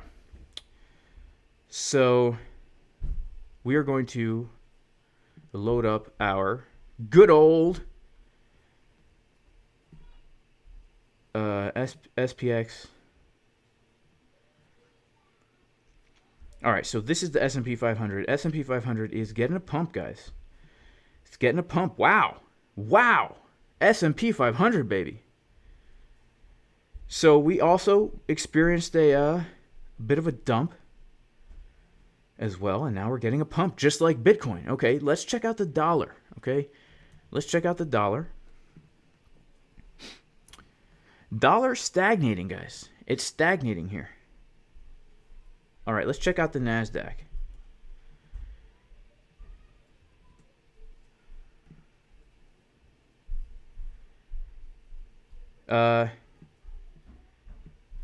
This is the 1 minute. Let's go to the 1 hour. Wow. So we opened up with a huge gap to the downside, and now we have been pumping. And yeah, that's interesting. All right, let's get back to the DXY because I'm pretty sure I had it on the 1 minute instead of. Okay, here we go. Sorry guys, I had DXY in the 1 minute. I thought it was on the 1 hour, so please forgive me. So DXY just got a CDW of this high here. Let's go down to the 12 minute. Doesn't look as bearish as I would like, but we could still say that this was a valid CDW. So maybe if the dollar starts to dump a little bit more, Bitcoin could start to pump, you know? Maybe it could. So let's check out the ES. Also getting a pump. Wow, ES looking bullish on the 1 hour. Let's check out SPX again because I think I had that in the 1 minute. Wow, yeah, so SPX pretty much the same as NASDAQ here. We filled the gap to the upside to the dollar and have rejected from that gap. And, you know, I have to say, SPX does look a little bit bearish to me. Just because of this money flow momentum coming down. But, man, this volatility is hard to say right now. It's hard to say. It is hard to say, guys.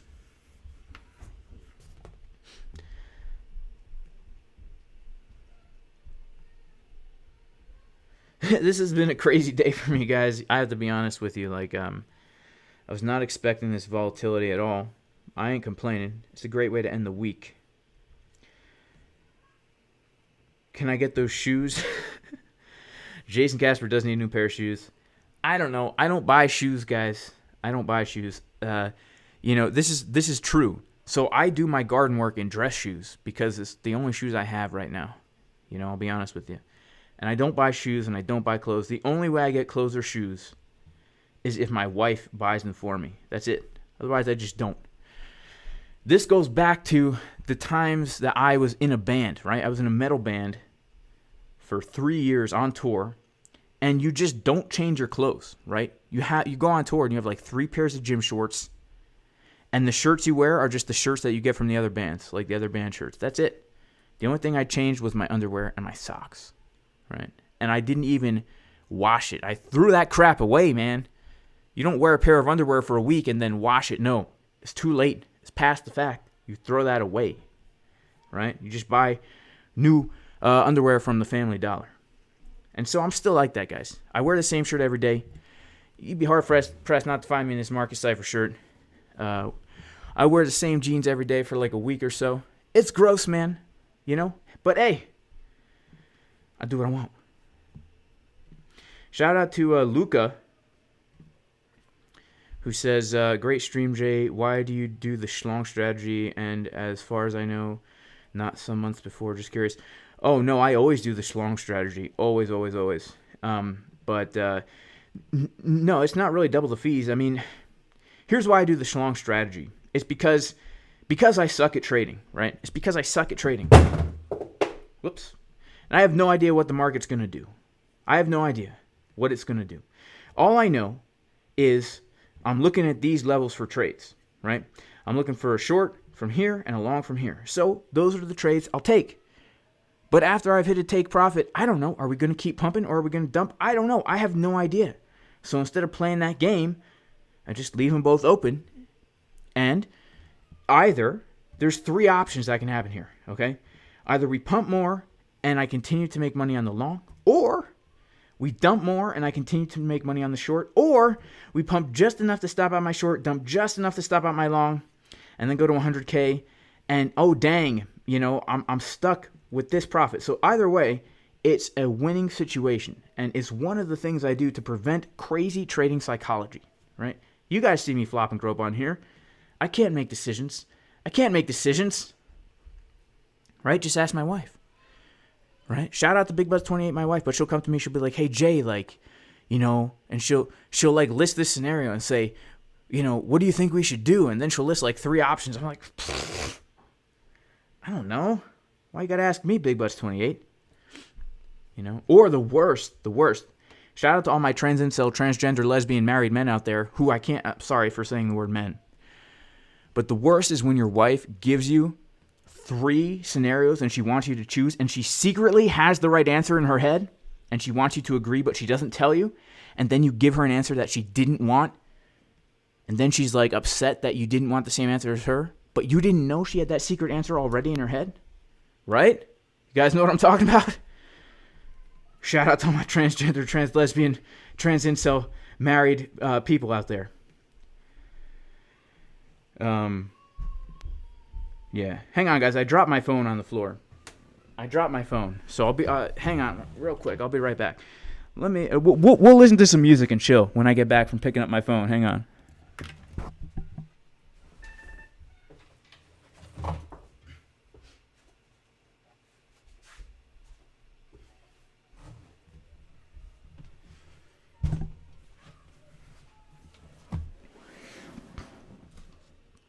All right, we're back, guys. What music should we listen to right now? We're just kind of chilling right now. 23.9 area, says Royal Fresh. 23.9. You have to be honest. So S&P 500 right now is looking bullish. It looks like we might get some upward continuation here. 24 minute. 24 minutes looking kind of bullish as well, but money flow is coming down. So just so everyone knows, right, SPX has a CDW at 4177 and 51 cents. So if SPX does something like this, maybe the Bitcoin, here, let me get back to my Bitcoin chart, but maybe the Bitcoin is going to do something like this, right? We might have that nice confluence on the corn and the SPX. Whoop, did I say SPX on the internet? I mean the SPX. All right, let's see here.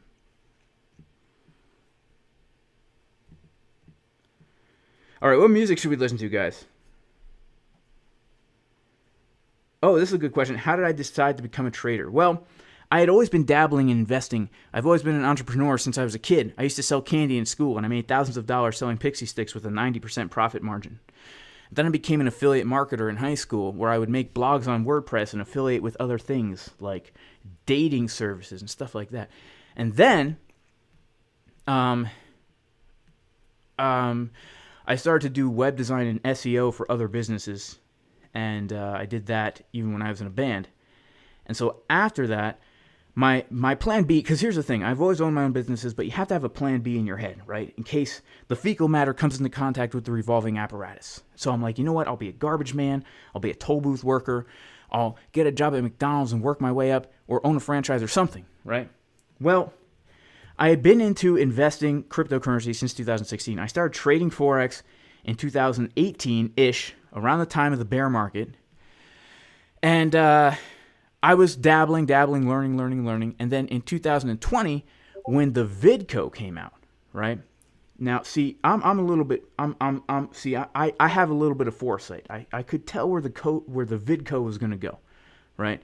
And I thought to myself, you know, I need to find a way to make money without anybody else. Because first of all, 25% of my clients that I was doing SEO for went out of business forever, right? And secondly, I knew that there was going to be a big push for mandatory injectionations, and I didn't want anything to do with that crap, right? So I thought to myself, this is time to really step it up. So early 2020 is when I said I'm going to actually start to really do this to potentially be a day trader, not just a swing trader, because I didn't want anything to do with that crap, right? And I'm all about self-autonomy, self-sufficiency. I mean, don't get me wrong. Like, everything I have comes from the Lord, and He is number one, and He provides us everything we need. But He's also provided us the tools in which we can live outside of the evil system that enslaves everybody, right? So I'm a homesteader. I grow my own food. I'm completely off grid right now. Well, heading in that direction. Will be very soon. And, raise my own animals, all this stuff. It just makes sense that I would also be a trader, because this is something that you can do by yourself, right? I don't need a boss. I don't need clients. I don't need hours. I don't need anything, right? Besides some capital, which I did have some capital in crypto because I had bought a lot of Bitcoin in 2016. And, the Lord blessed me. I bought it at the right time, and I still had a decent amount left to trade with. And I lost a crap load of money in the beginning, honestly, when I started to try and day trade. But that's because I had a swing trader's mentality, right? Swing trading, you're going with the trend on very large time frames, so you wait for confirmation. Day trading, you can't wait for confirmation, right? If you wait for confirmation of the uptrend, we're already in a downtrend when you're scalping, right? So it took me a while, but that's what really made me decide to become a day trader, right? I have to be honest. Yeah, that's my story, man.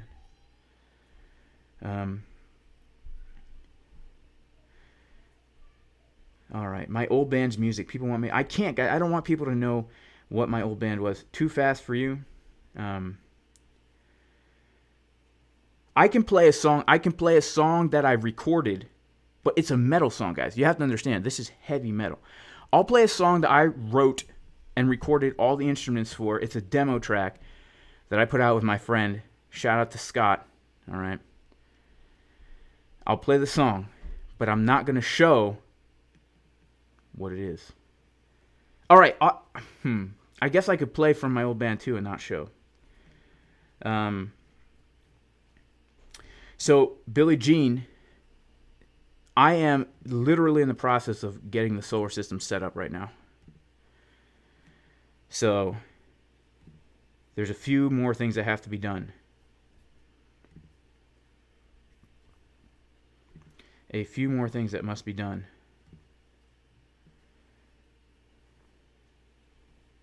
All right, let's put on the Bitcoin chart here. It will be so awkward, actually, to play music that I wrote. I have to be honest with you guys. It would be super awkward.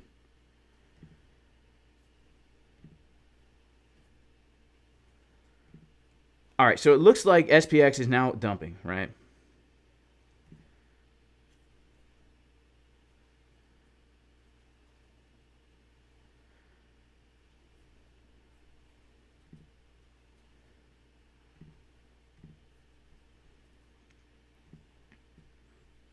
Let's check out the order flow.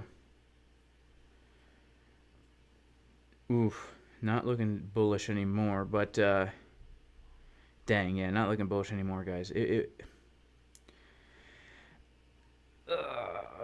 I don't know. You know, don't listen to me, guys. I don't know anything. I don't know a single thing.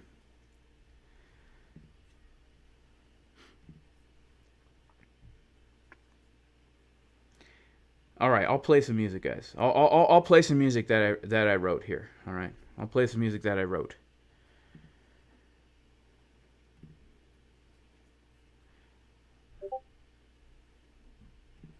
I'll play some music that I wrote.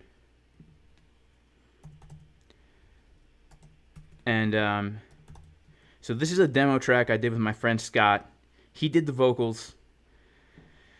I did all the guitars and bass. And the drums are fake. Superior drummer in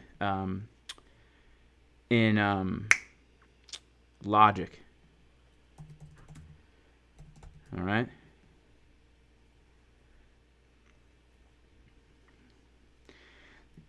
Now, all right, yeah. So if you don't like metal, then be warned that this is heavy. All right.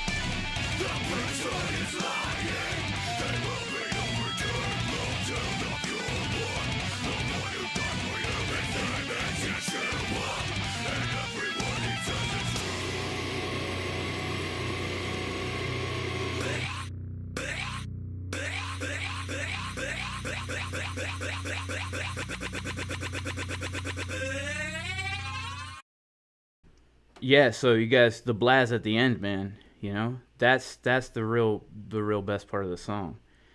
So, yep, that is a project that is not my band that I was in professionally. That is a project that I did with my friend. So that's just me and my friend. That's why the quality's kind of.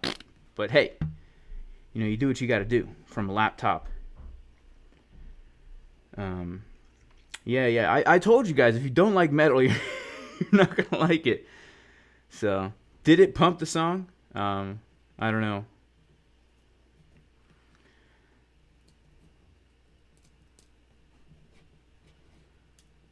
Did it pump the song? Did you guys enjoy it?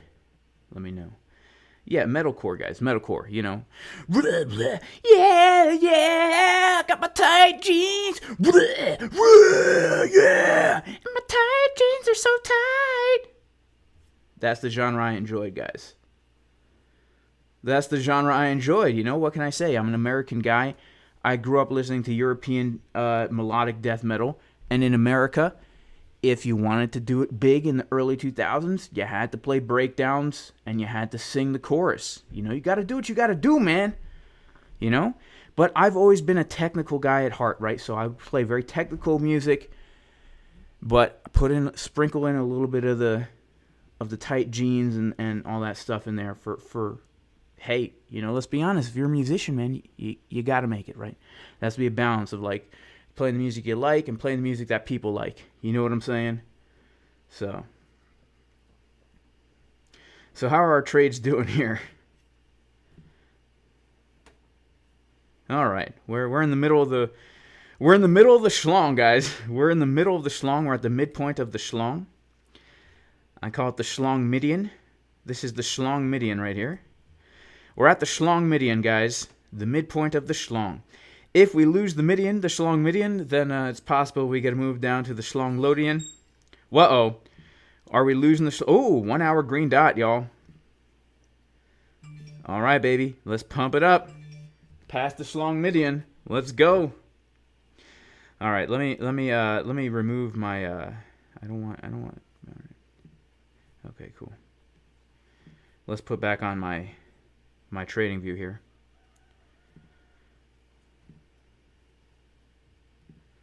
What did we bounce from? Somebody said we bounced from.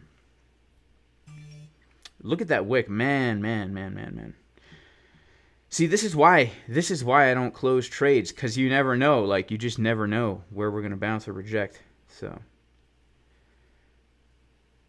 a shout out to Crypto Chronic, who's still short from last night. We bounced from the monthly Chinese pivot on ByBit. I did not see that, man. I'm sorry. I did not see that. I don't trade Chinese pivots. Not that I have anything against the Chinese, you know. Do I listen to Polyphia? So here's the thing. I actually played a show with Polyphia in Texas, like way back in the day, like in 2009, before they were big, and they were really good. But this was back when they had a different bassist and a different drummer, and they played like basically just played like breakdowns and solos, right? It wasn't like what they are now. But yeah, I'm familiar with them. I don't really listen to them. I'll be honest with you guys. I don't listen to music really at all anymore. I know that sounds crazy, but I really don't. I've gone through a very interesting history with music, and right now, I don't really listen to music, man. Even when I'm at the gym, I know this sounds crazy. When I'm at the gym, I listen to the audio King James Bible dramatized, right?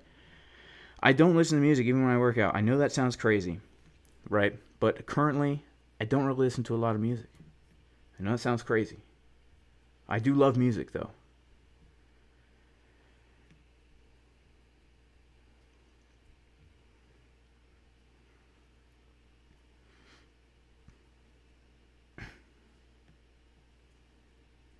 About to get 3-minute red money flow, says J-Boy Bullish. Where can you find my music? It's out there, man, but I don't want to bring attention. What's the difference between cross and isolated? Isolated allows you to isolate some of your capital. So these are isolated trades right here. So if these were to get liquidated, the worst case scenario is I lose $1,400. But on cross, worst case scenario is you lose your whole account. So, you know, that's the difference. That is the difference. Whole account versus isolating a specific amount of money that you can lose versus cross. It will cross over into your whole account. So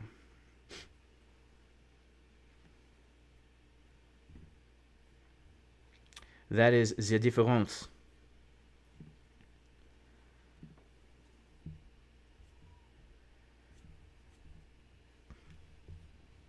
Yes, I do want to start trading Forex against Fib Daddy Kane. And here's the thing. I really wanted to trade on like Prime XBT, but it's just impossible to use. But I need an exchange out there where I can trade Forex with crypto as my margin. Because that's the way I like to trade. I don't want to have to deal with brokers and all this and like bank accounts. I don't want to have to deal with that. You know? But yeah, I would like to trade Forex again. I would really like to trade Forex again. I was honestly contemplating the other day just going to forex.com and opening up an account again. Actually, I think I might still have one. We bounced from weekly open to the dollar. Actually, we rejected from weekly open, not to the dollar, but pretty dang close, right? Pretty dang close.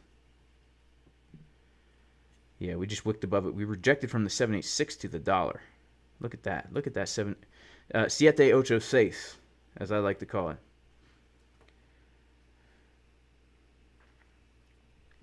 That's true, yeah. Okay, so your liquidation, it's harder to get liquidated on cross. That's true.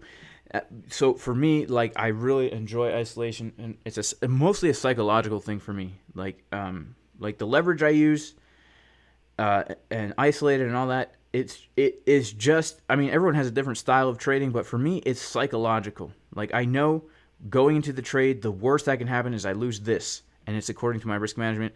I don't have to play that game of moving the stop loss, you know, like if I had longed from here and we kept coming down and I keep moving the stop loss because I'm like, maybe we'll bounce from the golden pocket. Oh, maybe we'll bounce from the value area low. Oh, maybe we'll do a swing failure pattern. I mean, chickens drinking water. Whoop. You know what I'm saying? It's like, I don't like to play that game with myself, and I play that game. You know, I'm not the most, I'm an emotional guy. So I have come up with a system that keeps my emotions out of the trades as much as possible. And one of that is isolated leverage. You know what I'm saying? Why trade Forex when I'm killing it with crypto? That's one of the reasons why I haven't gone back to Forex, because I honestly only pretty much trade Bitcoin, and it's all I need. But I enjoy Forex, and honestly, a lot of people trade Forex, and I'd love to make Forex content. So, yeah, it would be fun to make Forex content. Forex does seem kind of easier, right? I mean, it's much less volatile. Didn't the dollar just really go crazy compared to the euro right now? Yeah, look at that, guys. Look at the dollar against the euro. So, we got the this juicy long from right here when they were equal. And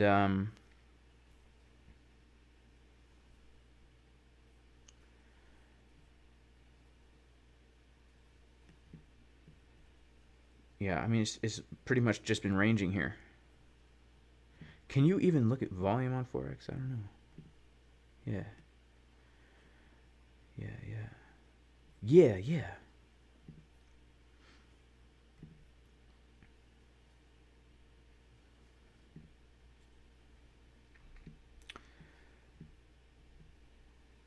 This is the 1 hour. I'm sorry. Let's go to the daily. Let's go to the daily. When I traded Forex, I only pretty much traded on the daily. All right, so we are now at the golden pocket / VWAP on market Cipher B. It's a key area. Yeah, I mean, Forex is pretty juicy. Look at this CDW right here.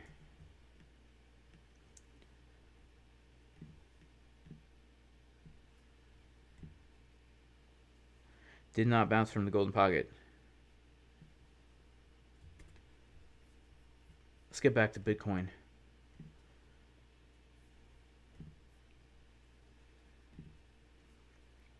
All right, so this is honestly make it or break it. We're at the golden pocket, the VWAP. This is make it or break it. Getting a bounce. See what happened. Oof! Wow, guys. Okay, so this looks. A lot of people shorted that VWAP. A lot of people are shorting the VWAP right now. I hate my slow computer when I'm streaming. It gets so dang slow. We got a lot of people shorting VWAP right here. Shorts just shorting the VWAP.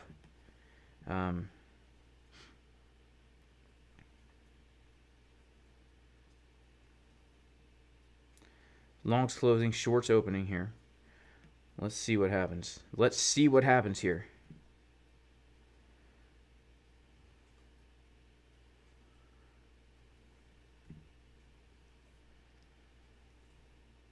This is a crucial area.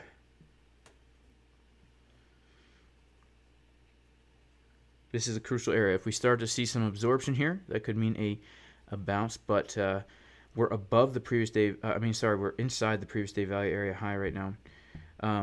That's actually a good question. I just thought to myself.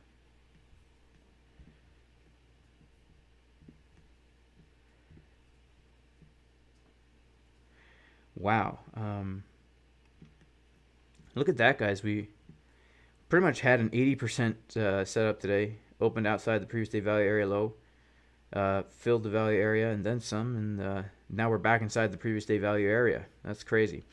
We might end up with a naked daily point of control at 23,150 if we close this candle purple here.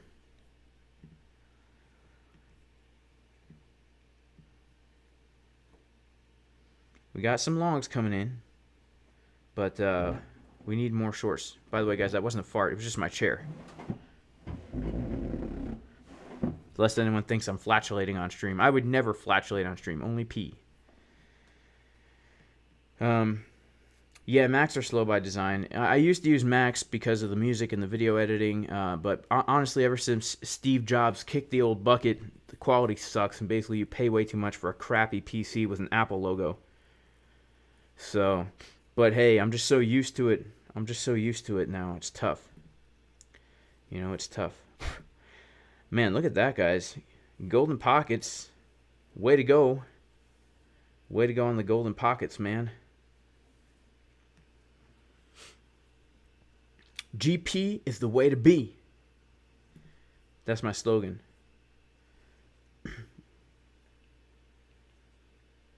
Are the chickens drinking water? No, they're definitely not. They're definitely not. Not here. There's no water to drink. Waves Exchange. They have a Forex exchange that utilizes USD. Interesting. Let's check it out.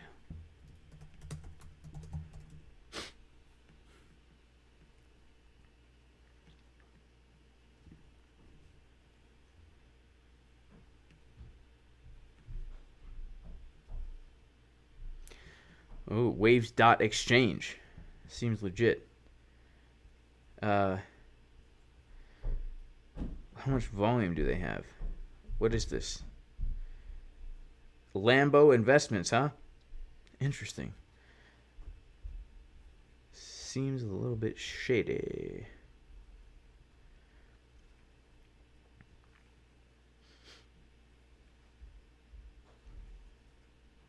Oh, but it's spot trading? Do they have margin trading? I'll have to check it out later. You'll have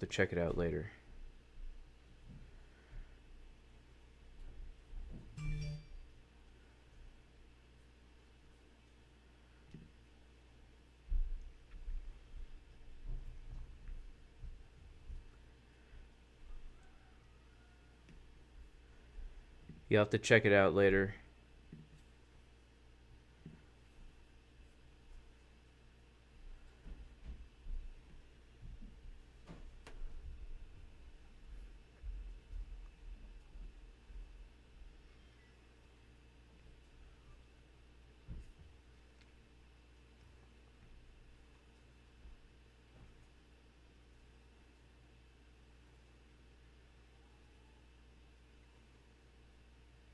You use it for Forex and commodities. Can you margin trade on it, like with leverage? Because, you know, I'm all about high leverage.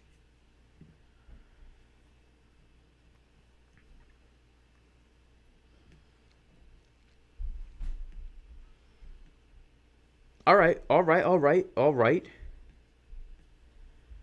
Let's go. We're getting a anchor trigger on the 1 minute. Honestly, doesn't look too good. Money flow coming down.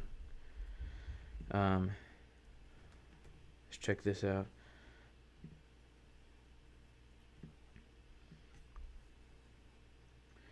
So we saw the absorption down here for our bounce. We saw the whales down here filling up their limit long orders while the retail was FOMOing short. And then we hit right into the, what did we hit into? The 786 for our rejection. And I don't really see any absorption here, but we've had a massive decrease in open interest, and then open interest is flat. I guess volume's a little bit lower now. Guess New York's on lunch. You know, New York's on lunch. New York.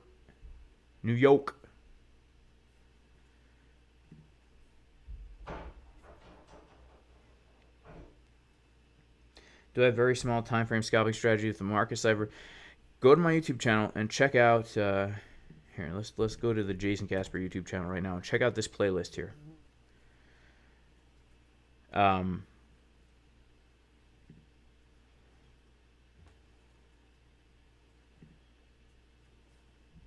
Go to playlists. Check out crypto trading strategies.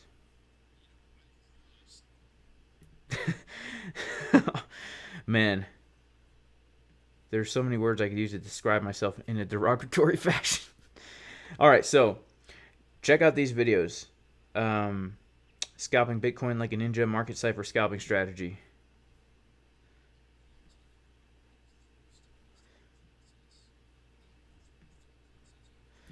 Yeah, so check this out. I mean, pretty much when I'm scalping small time frames, guys, I'm never just looking at the 1 minute. Like, I'm looking at where's a key level, and then I'm using the 1 minute for my entry. But I'm not necessarily like just looking only at the 1 minute and nothing else, right? I'm not looking at the 1 minute market Cipher and nothing else. Let's put it that way. But yeah, you can check out this playlist here.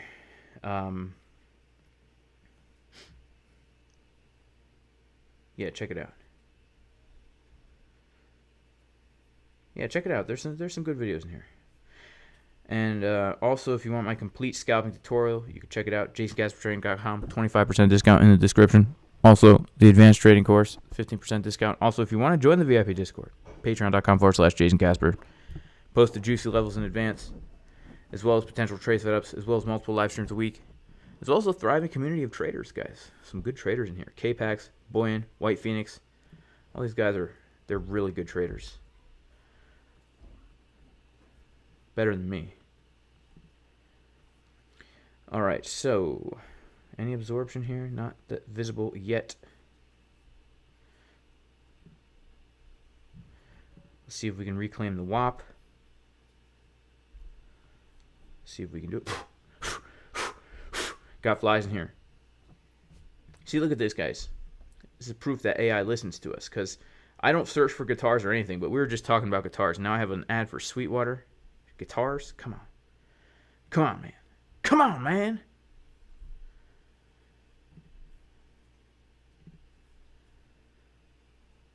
Do I enter market or limit? Honestly, guys, for the short trade, I entered limit. For the long trade, I entered market.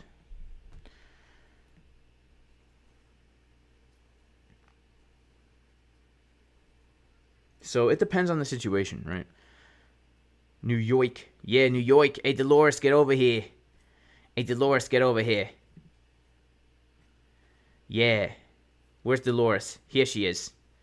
Yeah, when the price action's coming down and those butt cheeks are uneven like that, market Cipher B is giving you that divergence. Yeah, that's where the money is over here in the right butt cheek. It's over here in the right butt cheek. All right, we're rejecting from the VWAP, y'all. And the money flow's getting lower over here as well, so. Oof, we're getting a big dump over here. Oof, we're getting a big dump. But you know, we didn't actually hit the golden pocket over here on the USDT pair. So gotta wait and see what happens over here.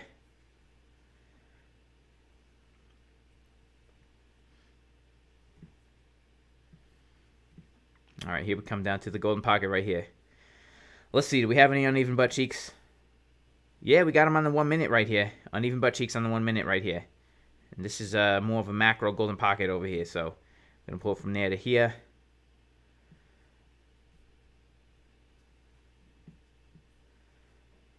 From there to here. Hang on. Ooh, didn't hit it on the USD pair now. I mean, this really is, this is crucial support right here. You know, look at this. We had this little range thingy that we broke out from. So the POC, the value area high, and the golden pocket giving us that box that we must hold if we want to see higher Bitcoin prices. Right? I mean, technically, it's a big box, but I would like to see this. I'd like to see this box held. Let's see if we can hold the box. Can we hold the box? I don't know. It's not looking so great, to be honest. It's not looking so great, to be honest, guys.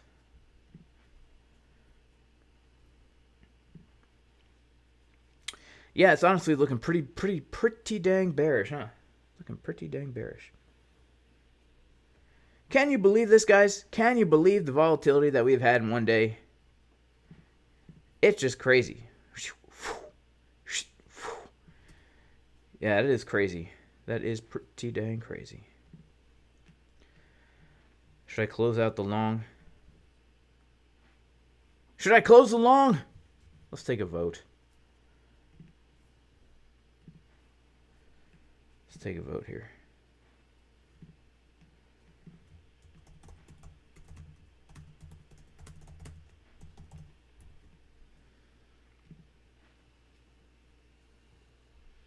All right, you guys vote. Should I close the long? Yay or nay?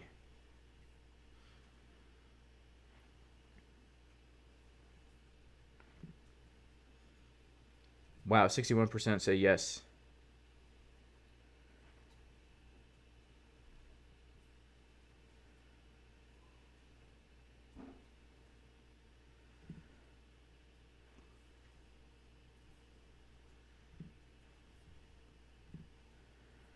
I mean, we got a bounce right from the golden pocket there.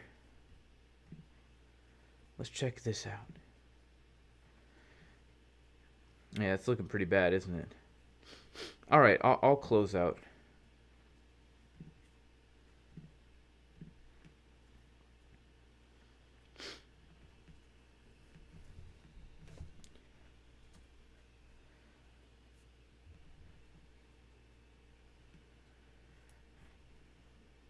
Huh.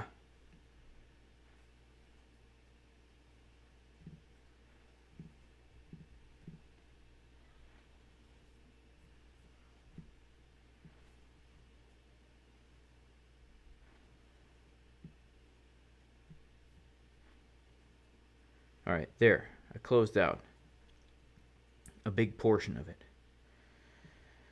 Still got 1.5 Bitcoins in the trade. Because you know what, man? I just can't let it go. I cannot let it go. You know? I just can't let her go. I just can't. There's still a chance, guys. There's still a chance that 6 Juanita is going to hold me as support. You know what I'm saying? She's rejected me so many times, but there's still a chance that 6 Juanita might be there for me when I'm down and out, right? When I'm down and out, she might still be there for me, 6 Juanita. And now that I've closed out half the trade and I have a tiny little position open, I know for certain 6 Juanita is going to pump us back up because that's just how life works, right? You close your trade, try and secure a profit. The next thing you know, you could have been a billionaire if you just held that dang Bitcoin from 1 cent, right? But you sold it 5 cents, right? Because you're like, man, 5x, better get out now. And we do have the macro 6 Juanita just below us. Let me tell you, she is macro. You can't tell from this picture, but she's like 6'4". Okay, it's the lighting and the angle that makes it look like I'm a little taller here. She's like 6'4", so it is the macro 6 Juanita. Let me tell you. It's the macro 6 Juanita. Oh yeah, baby. I'm asking her out. 6 Juanita, will you go out with me? Will you go out with me, 6 Juanita? 6, please. I'm begging you, 6 Juanita, please. I would love to have a girlfriend sometime in my life. Aha, she's thinking about it, guys. She's thinking about, oh, 6 Juanita. Man, I knew you would say yes, baby. I knew you'd say yes. I've been dreaming about this day my whole life.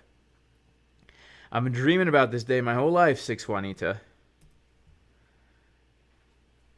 Man, I couldn't be happier, guys. I could not be happier.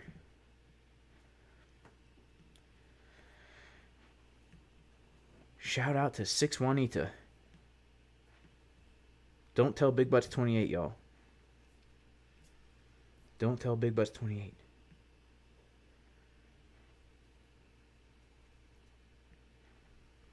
Nah, Shane G, I don't still play guitar. I only play acoustic guitar to my kids when I sing and to them. But I do not play electric guitar anymore. I have one right over here, actually. I have an LTD MH1000 over here chilling. It's actually not mine. Come on, 6 Juanita, don't do me dirty like that. It belongs to the other guitar player who was in my band. He let me borrow it in 2012, and here it is 10 years later, guys, and I still have it. He doesn't really play much either. Actually, that's not true. He does play now, but he doesn't use that guitar. Yeah, my old band, they kind of got back together for fun, doing like some cool stuff. But I'm not in the picture. They asked me, but I can't do it, guys, for a number of reasons. So now it's official, guys. I will never have a girlfriend in my life. 6 Juanita is absolutely, once again, rejecting me.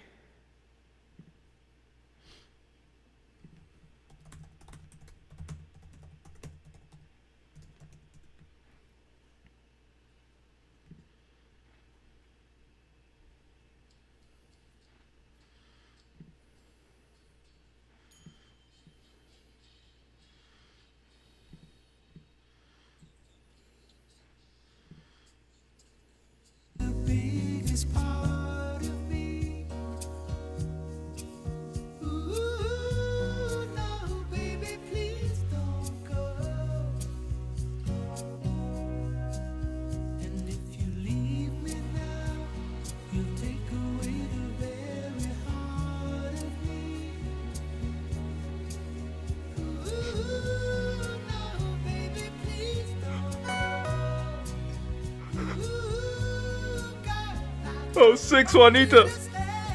Why? Why 6 Juanita? Look at that, guys. Now we're going to bounce right off the 786. You see that?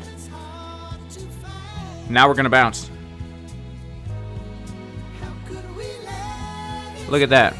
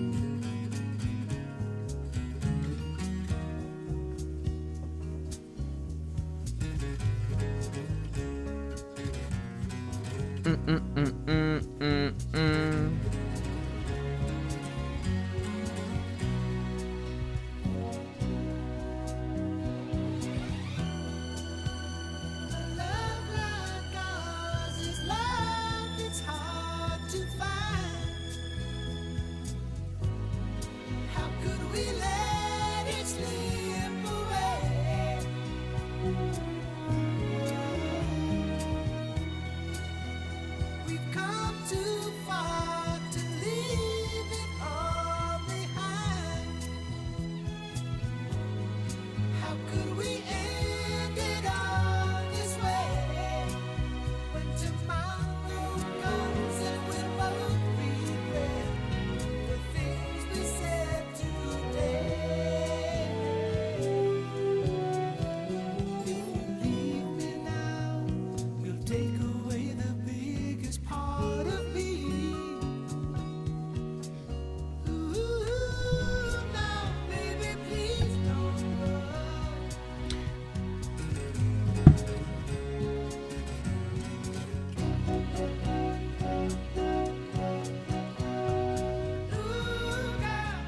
I just want to have you by my side.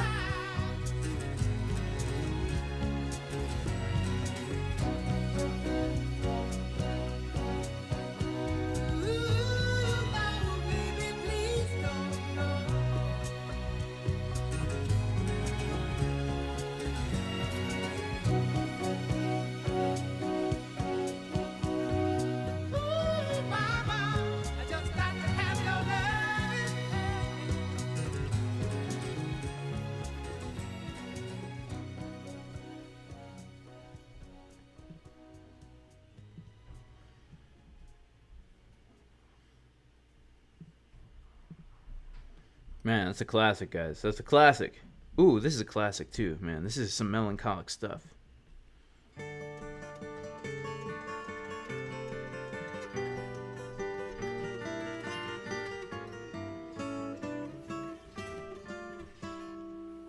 If I could save time in a bottle, the first thing that I'd like to do is to save every day till eternity passes away, just to spend them with you.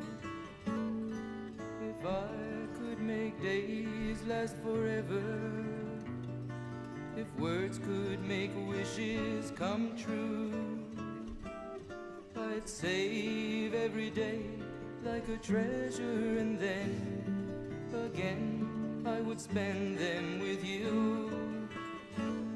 But there never seems to be enough time to do the things you want to do once you find them.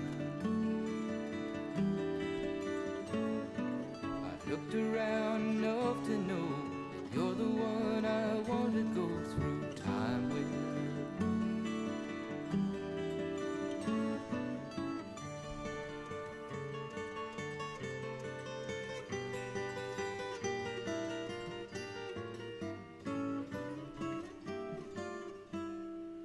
If I had a box just for wishes and dreams that had never come true, the box would be empty except for the memory of how they were answered by you.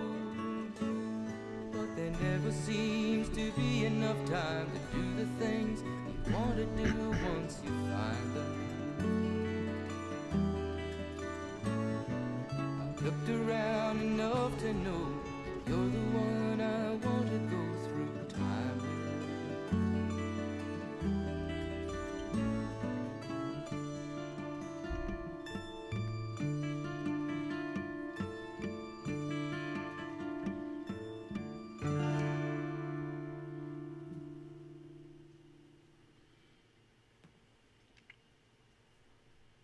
Yeah, that's a classic.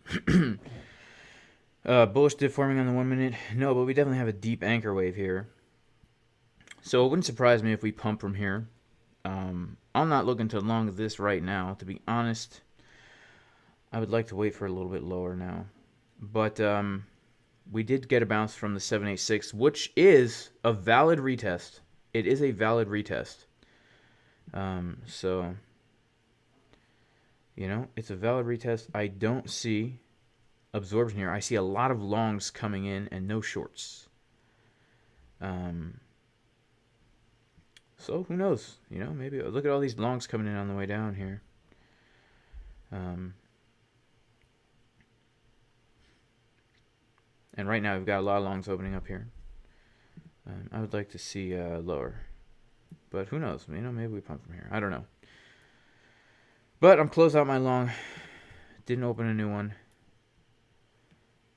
Contemplated it for a second, but I don't really see any reason to. I don't have cheeks on the 1 minute. Yeah, I just don't see a reason to. So we'll see what happens here. I would like to come down a little bit lower to this golden pocket now. But here's the thing, guys. We held the point of control of the range. So this is actually a higher low. Holding the point of control of the range. This is nothing to be scoffed at, right? This is nothing to be scoffed at. held that point of control, came in for a higher low off the 786 fib. This is not a this. I mean that is a valid area to long for certain. That's a valid area to long. So let's wait and see what happens, right? Maybe we can get a long entry here. Let's wait and see what happens. So the way we do this is we pull a tiny fib like this. Bzzz, boink. And then we look to see if we come down to the 786 area. I mean the golden pocket area with any kind of absorption here. Right? Put in a higher low on a very low time frame to see if this is something we would want to mess with, right?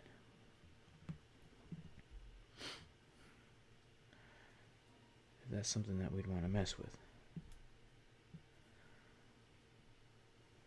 Wow, a lot of shorts opening up here.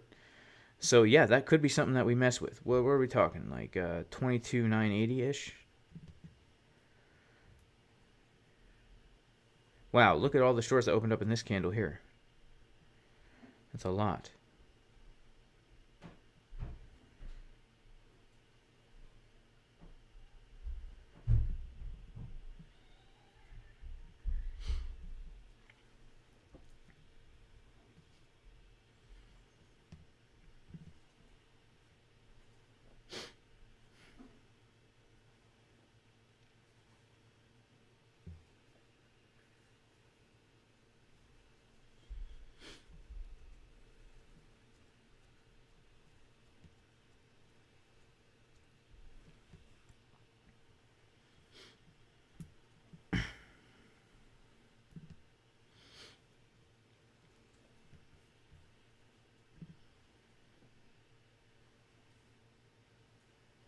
Yeah, we might have a hidden bullish div on the 1 minute, Daniel. But I don't trade 1 minute hidden bullish divs. I don't. What should we listen to now? How significant is Exochart in every trade I take? Well, if I'm trying to just mess around like I am right now on YouTube, scalping these crazy moves, it's important. But in general, I don't really look at it to get into my bigger trades. I look at, honestly, the 12-minute market cipher. I pretty much look at market cipher. If I'm really looking to scalp like this kind of thing here, then I would look at Exo or Coinalize. But let's see. So we're coming down to that golden pocket area. I don't see absorption, but we do see some shorts opening. I don't know.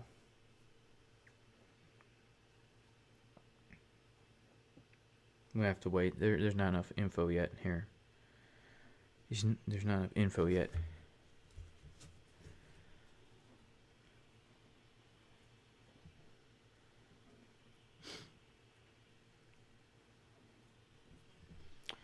Yeah, let's see. Let's see what other kind of musics we can listen to around here. Ugh, I'm not a big fan of Billy Joel. That's so funny. This is a good song. This is a good song. A feel-good song. I love Jim Croce. I love the melancholic, folky sound.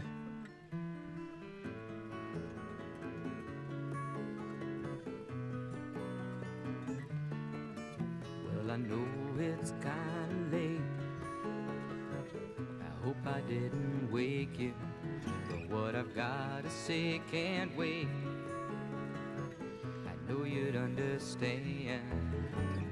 'Cause every time I tried to tell you, the words just came out wrong.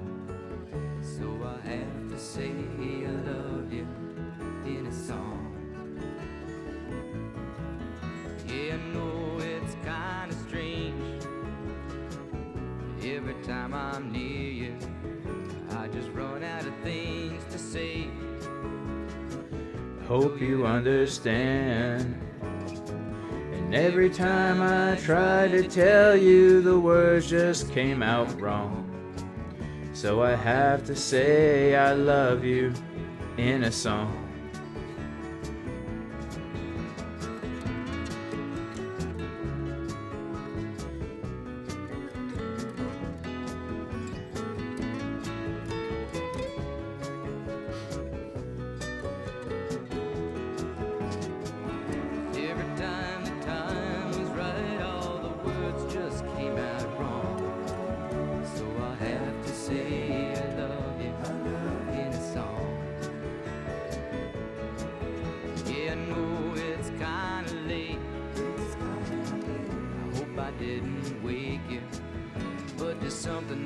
just gotta say,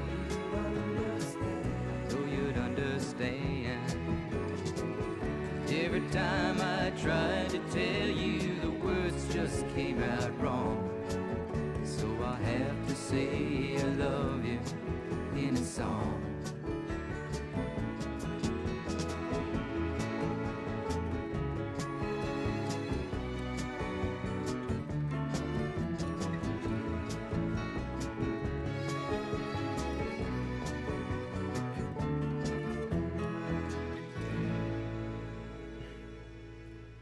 That is a classic, guys. I love Jim Croce. It reminds me of being at the beach as a young lad. So, sorry my face is so big. I didn't mean to do that. How would I decide what diversions to act on? I mean, if it's a key level and lots of confluence, I act. I act on it, you know? I just act on it. So...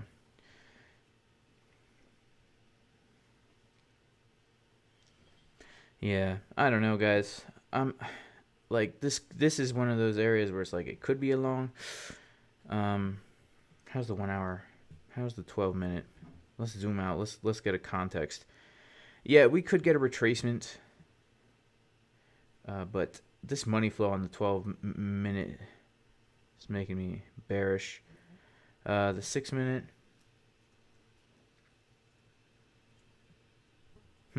Convergence. 4 hour, 3 hour, oof, 2 hour, yeesh.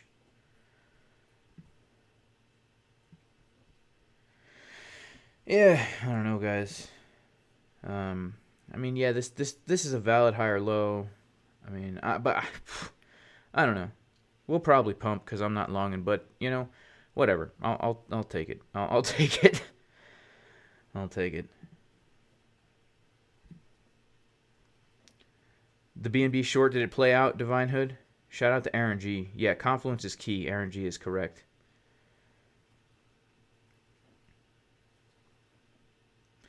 Oh, crypto pump it.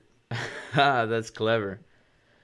That's clever, man. I like that. I like that. Yeah, too bad he's not around to make... yeah, what a sad life, man. I mean, the guy worked real hard to try and support his family, got screwed over by his record label, decided to, like, stop touring so he could spend more time with his wife and kids, and then he died in a plane crash on, like, the last tour he was going to do. He was trying to get home to see his family. Yeah, it's sad, you know, but he was a talented guy.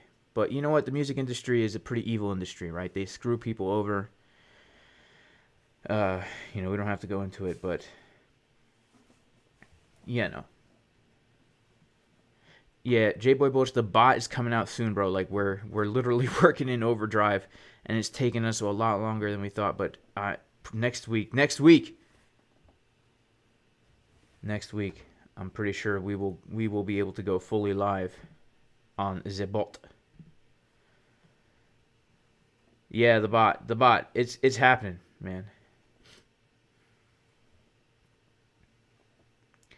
How much do I risk to lose? I typically don't risk more than $8,000 per trade. I'll be honest with you, and that's rare that I do that. Do I like Jim Crow laws? Heck no. I don't really like any laws, to be honest with you. Especially not those types. Especially not those types. No, I don't think the government has any place telling people where they can and cannot go, or what they can and cannot do, or who they can and cannot marry. A lot of people, you know, even for me, like, I you know, like, this is going to sound crazy, but, like, even the whole idea of, like, having a marriage certificate with the government, like, it's none of the government's business, man.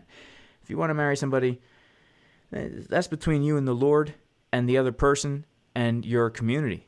Right? It's none of my business. It's none of the government's business. It's no one's business. You know, I'm a small government kind of guy, right? I tend to lean a little on the anarchistic side, but you know, in a perfect world, we would be living. Well, when the Lord comes back, we'll be living in a perfect government, right? So. Do I like forced integration laws? I mean, I don't know if we can talk about this on YouTube, but the answer is no. I don't like forced integration. I think integration needs to be natural, and it can happen naturally. But if it's forced, it's about culture clash, right? If you have culture clash, it has nothing to do with ethnicity. It has to do with culture clash. If you force two cultures together, there's going to be some friction, right? Because people have their cultures, people are set in their way.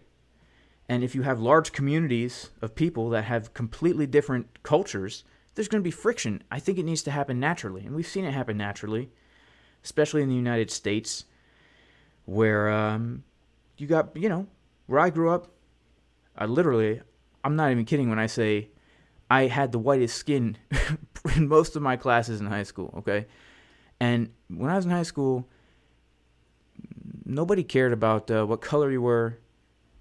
It's actually really interesting to look back at that, where you pretty much had the whole world represented in a small town, well, a big suburban town. And I have to say, it's interesting to look back at what the media has done in the past 10 years. I feel that, well, I'm not going to go into it. I'm not going to go into it here, But, yeah, anything that's forced by the government, guys, is a bad idea. Anything that's forced by the government is a bad idea, whether it be a medical procedure, something you have to wear, where you live, who you can hang out with. These are all bad things. You know what I'm saying? Exactly. Jeansington, yeah. Integration can't be forced. It has to be voluntary. Otherwise, it's not integration. Exactly. Right? But I don't know if YouTube's if we're allowed to talk about that on YouTube.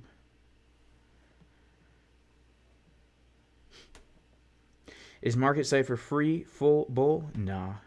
It's like $1,500 for lifetime. But hey, it's money well spent for me. Just saying. So, do what you want.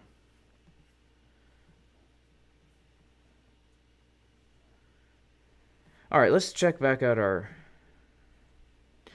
Yeah, I don't really see anything too bullish. I see a lot of longs opening up. Unless we put in a higher high, this will be a bear div. I'm not interested in longing it, guys. I have to be honest. If we pump, we pump without me. That's fine with me right now. Do I believe in pre, mid, post-trib rapture? All right, guys. If you're here for the TA only, get the heck out, because we're about to wax biblical. I'll be honest with you. I don't really know. Okay? I don't know. But I would have to lean more towards a mid or post view, to be honest with you. And the reason for that, there's two main reasons. All right? I'm going to give an abridged version. All right?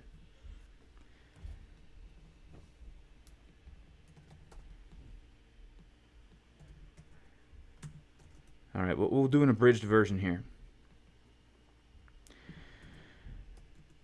Now, all throughout. Now, I told you guys, if you're not feeling the Bible and random things, then you could tune out. We've done our TA. I'm kind of done trading for the day. Let's see. Where's my Hebrew Bible?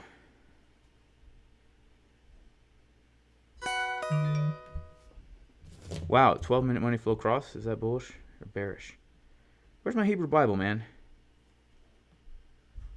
You guys see it around here? Here it is. All right.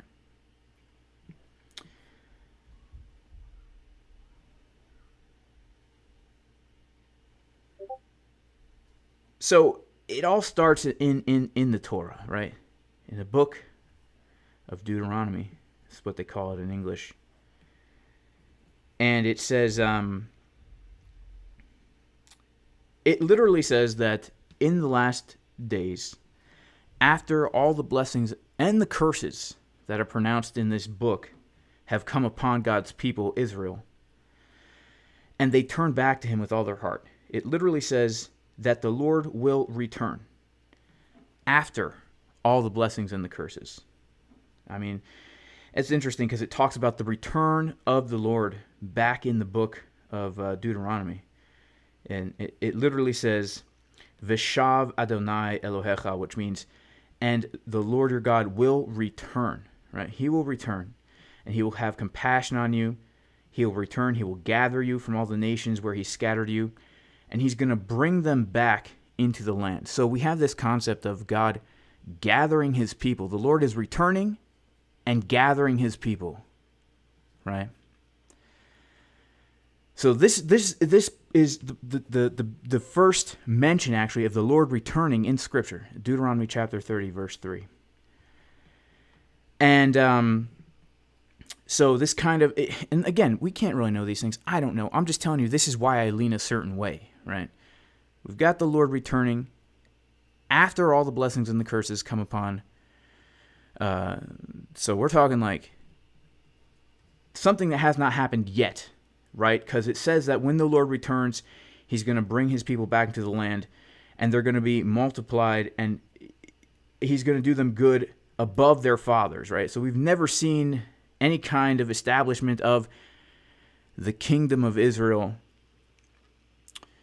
after the Lord has returned more prosperous than it was in the days of King Solomon and King David, right? We never have. So this sets the premise. Then we go to Matthew 24.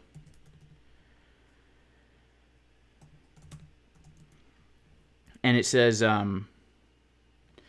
immediately after the tribulation of those days. So this is setting a time frame. Immediately after the tribulation of those days, the sun will be dark, and the moon shall not give her light, and the stars shall fall from heaven, and the powers of the heavens will be shaken.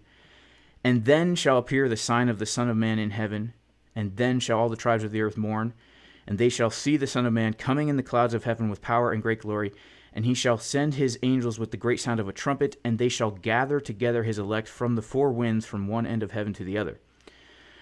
So I see this as a parallel with Deuteronomy 30, where the Lord is returning and gathering his people from the four corners of the earth, from the four winds of heaven. And Matthew 24 says immediately after the tribulation of those days. So I could go into a lot more detail, but this is why I lean toward either a mid or post-tribulation gathering of God's people. Now, would love to be wrong. I got to be honest with you.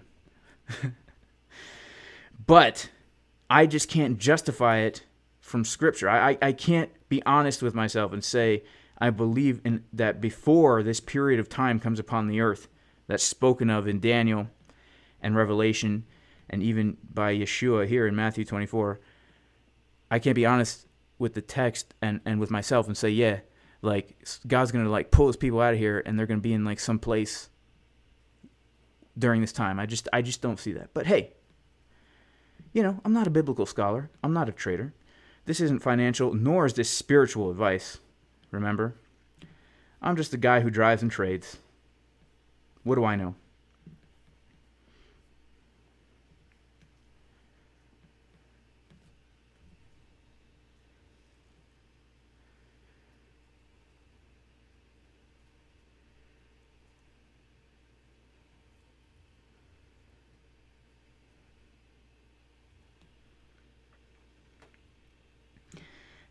Fat Fuck says, how do you feel about some rabbis' views in the Talmud that Jesus is burning in hell in a vat of semen and feces? Yeah, I would disagree. I would disagree with that. Yeah, I would disagree with that, obviously, since here I am quoting the New Testament as authoritative. But, yeah, I would disagree with that. But thanks for asking, man. That's a good question.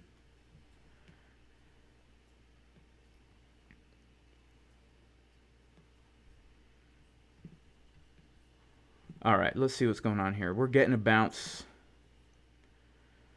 Putting in higher highs. We have a lot of longs coming in here. Let's see what happens at VWAP. Let's wait and see what happens, guys. I'm not prepared to enter into a long just yet.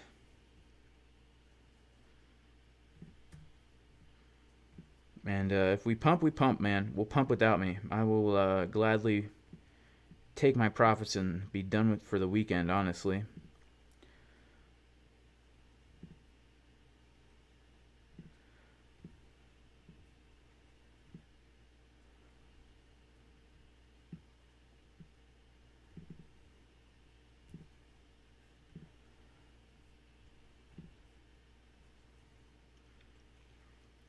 DC doesn't believe in the trib at all. So are you a preterist, DC? Would you consider yourself partial preterist?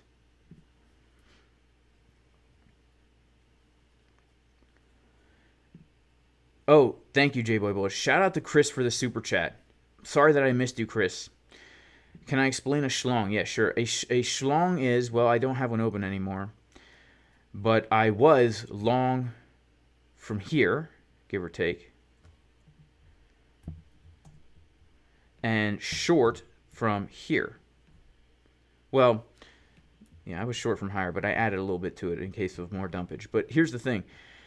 Go back and watch the stream where you see I have two positions open at the same time. And that basically allows me to be in two positions at once. And it basically is just part of my risk management. So if I'm, let's say hypothetically I was in a long from down here, while also still short from up here, I've taken profit on my short. Now, if this is going to be just a retracement and down, I can make a little money on the way up, take profit, stop loss to the entry. And then if this long keeps pumping and my short gets stopped out of my entry, I'm still making money during the pump. But if this is just a retracement, I've made a little money on the retracement and then it gets stopped out of my entry and the short is still open to make money on the dump. So it's just like it's kind of like hedging. But it's not hedging because I'm not hedging against like any kind of spot position. I'm just basically counter trading myself. And I do it mostly for psychological reasons. Because, you know, I don't know what the market's going to do, guys. I really don't. And so if I get into a good position, I just don't want to close the whole position. Just in case of pumpage or dumpage. You know? Or as I say in my language, pumpage. Pumpage or dumpage. What is this mid-post thing? Sorry, Louis D. Yeah, so let me explain for people who aren't religious. So basically, it's basically when does Jesus return? When does he return to gather his people? The Bible talks about this period of time on the earth in the end days that's really, really bad. In fact, Jesus refers to it as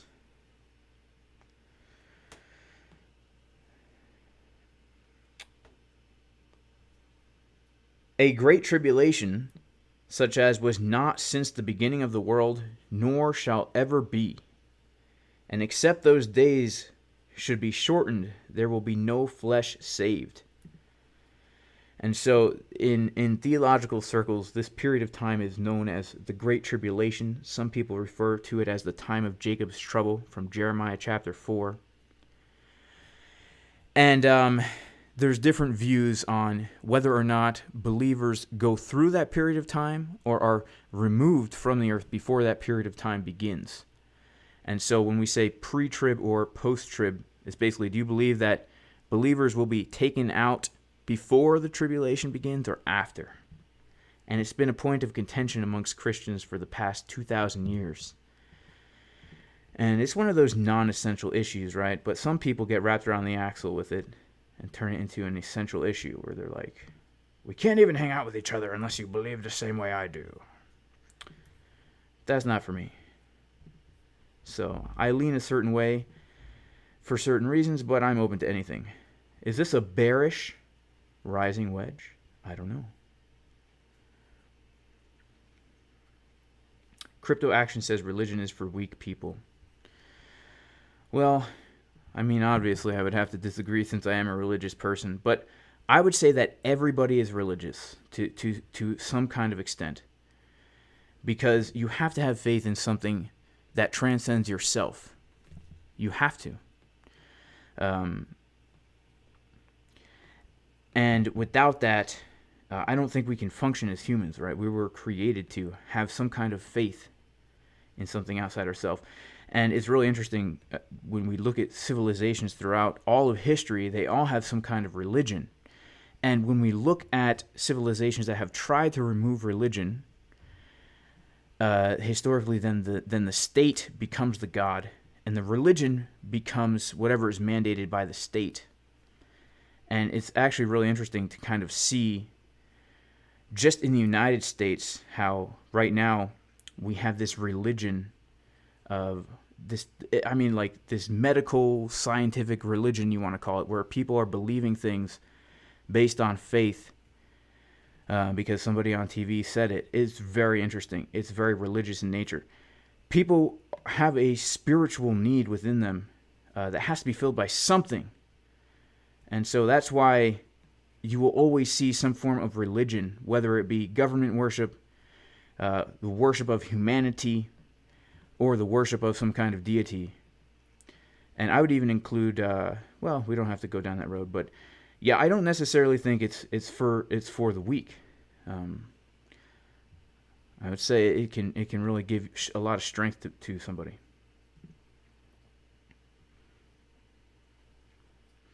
But everyone's entitled to their own view, man. You know what I'm saying? Everyone's entitled to their own view, you know?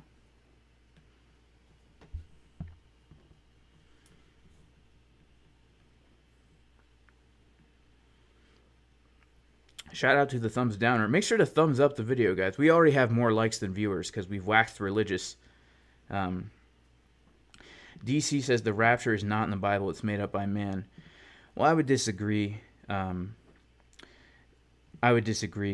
See, it depends on how we define rapture, DC. So, it depends on how we define rapture. So the place we get that word rapture is from the Greek word harpazo.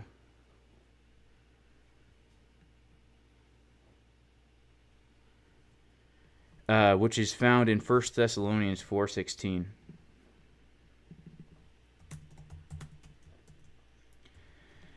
So it says, "For the Lord himself shall descend from heaven with a shout, and the voice of the archangel, with the trumpet of God, and the dead in Christ shall rise first. Then we who are alive and remain shall be caught up together with them in the clouds to meet the Lord in the air." So this word "caught up," right? This is the Greek word harpazo.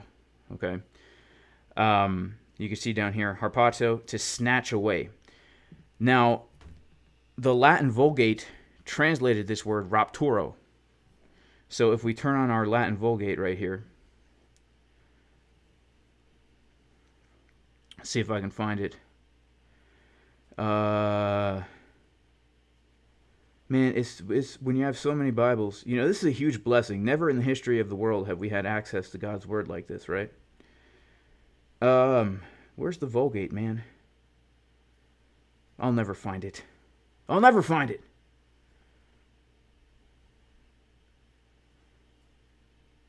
All right, so anyway, Jerome, in the Vulgate, that word harpazo was translated raptoro, right? And so that's the Latin word from where we get our English word rapture. So there is a thing in the Bible called a rapture, right?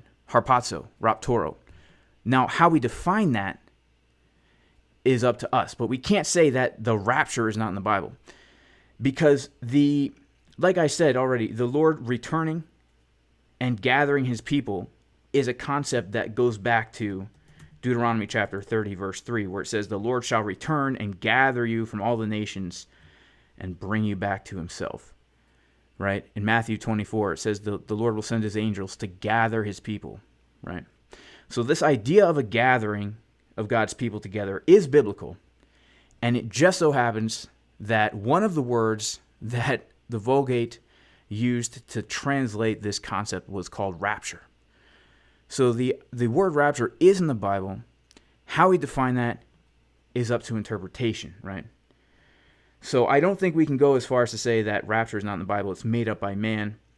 Perhaps you could say the concept of a pre-tribulation rapture is a concept made up by man. And it very well may be. I don't know. I'm not here to say one view or the other. I already told you I lean more toward the mid or post. But for me personally, I don't like when people say the rapture is not in the Bible, because it is. It's just, how do we interpret that, right? So don't throw the baby out with the bathwater. You know, let's keep our exegesis hermeneutically sound over here, y'all. Right?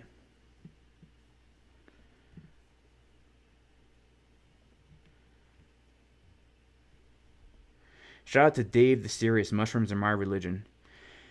Yeah, you know, I was also interested in that path as well. I feel like mushrooms give you some pretty crazy enlightenment, just enough. Well, I'm not going to go down that road either. But yeah, no hate to people who are going down that road, man. I've dabbled in that road as well, and I find it to be empty. I find it to be empty because there's lots of learning and discovering you can do down that road, but you will never find any answers that you can communicate clearly to somebody else. And it can be a very dark and lonely road to go down, in my opinion and experience. But hey, no hate, no hate.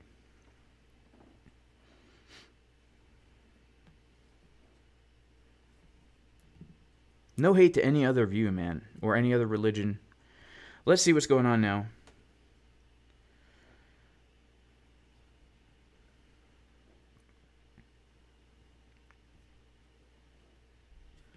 Check out our market Cipher B 1 minute. Anchor trigger. Higher low money flow curving to the upside.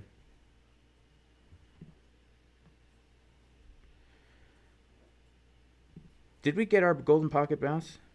Did we get our bounce from that area? Yeah, we did. Okay. Yeah, that's a good area. That's a good area.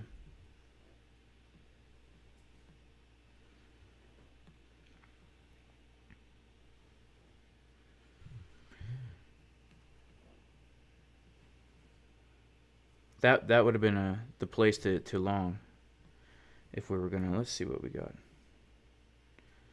Okay, now it looks like we've got. Well, it's hard to say, right? We might have some absorption here of shorts. We got CVD going down, price going up very locally here. Nothing to write home about, but we do see that direction on market Cipher right now. So yeah, we might get a move up from here, especially when this thing confirms. Especially when this thing confirms green.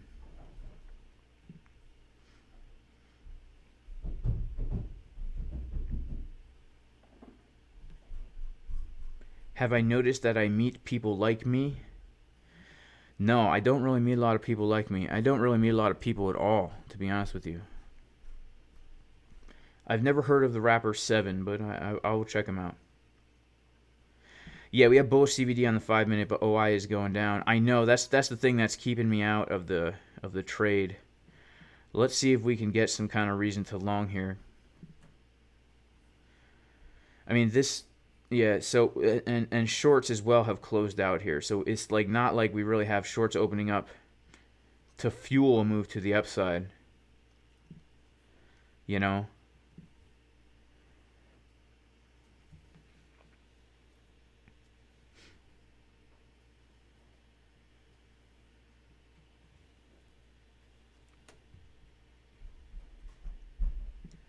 Pasternak 88 is bullish on baby Jesus.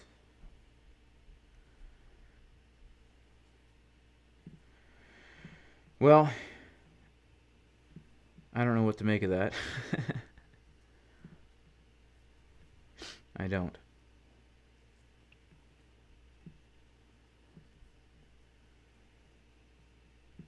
Yeah, we have bearishness on the higher time frames, but we might be able to get a move to the upside from here. If we see good reason to, just based on these. But you know, I don't know. We broke out of the wedge, retest, coming down lower. I don't know. You could say right now that we do have like some super local absorption, but it's super local.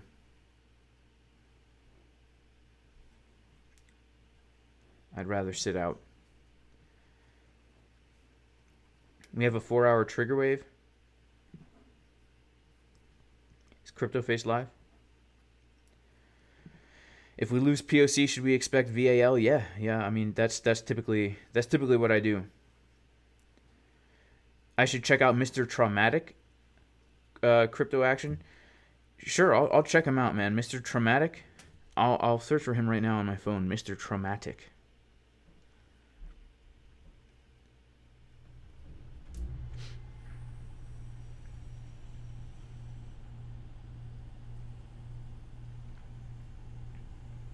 Oh, he's a musician. Alright, I'll check him out, man. I just gave him a sub on YouTube, so I'll check him out.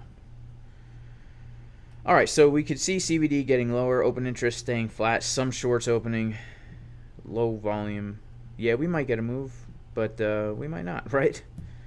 So I'll wait for a better entry. I'll wait for a better opportunity.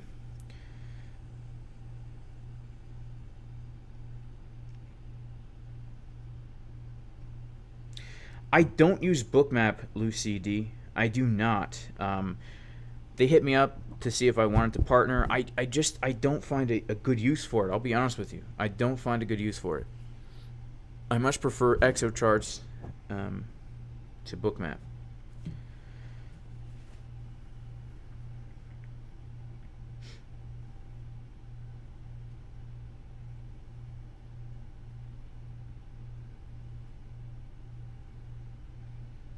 Yeah.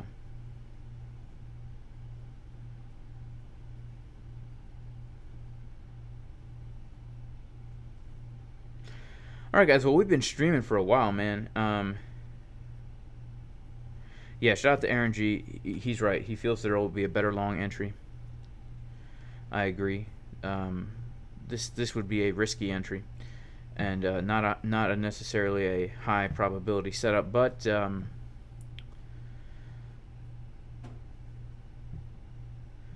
I mean, if this is a local range that we're starting to put in, I would much rather prefer to take out the low. I would prefer to take out the low and not trade this.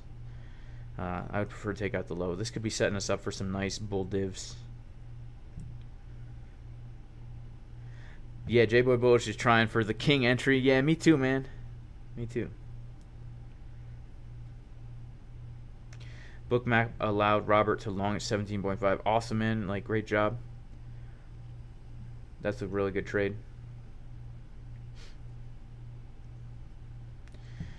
So Mergy Flawless says, I often question why I'm here. The universe is so large and I can't comprehend our purpose.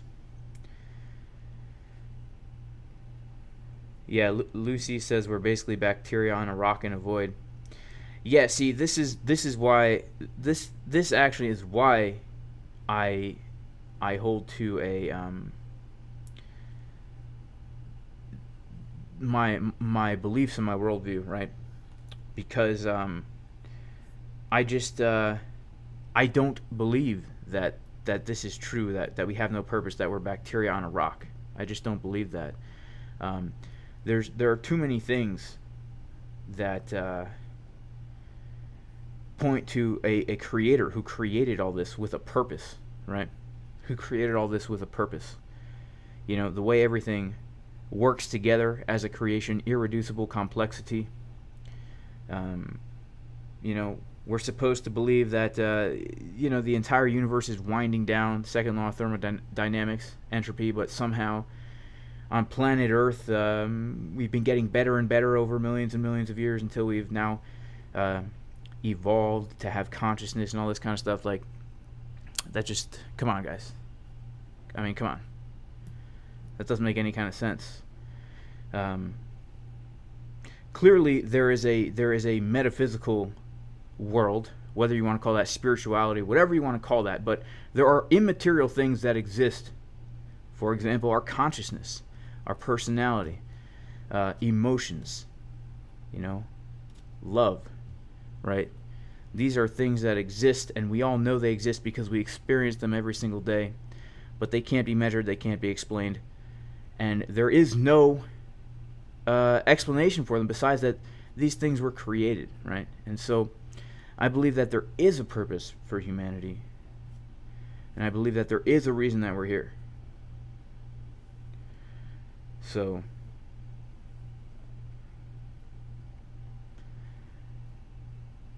have I ever seen Prometheus? No, but I would be interested. Yeah, so Side of Cloud says have a deep psychedelic trip and you'll witness divinity. Yeah, so this is true, I would say, but I would also have to say that psychedelics can put you down a road where you're constantly finding out new things that does not help you in any way. It does not save you in any way. And if anything, it just leaves you with more questions than answers. And I feel like it can be a trap, and even more so open you up to malevolent beings. But that's my own view based on my own personal experience. I can't, who am I to sit here and say? I can only answer based on my own experiences. If there are other forms of intelligent life, we need to rethink God, says Digital Performance. Well, I have a very strange cosmological view. But without getting into that, I would like to say that I would disagree. I would disagree because Scripture talks about the heavenly hosts. What are the heavenly hosts? I mean, there's other beings out there in the heavens, hundreds of millions of them. So I don't see an issue with there being intelligent life elsewhere in the universe. You know what I'm saying? So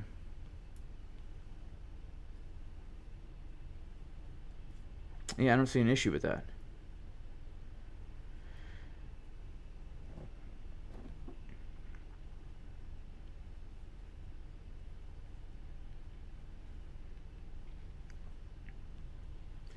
Yeah, Jason Castro, God created everything. Yeah, right. So, whatever exists out there that we know or don't know about, that how would we need to rethink the God of the Bible? I mean, if we believe in the God of the Bible. If we don't, then it doesn't really matter.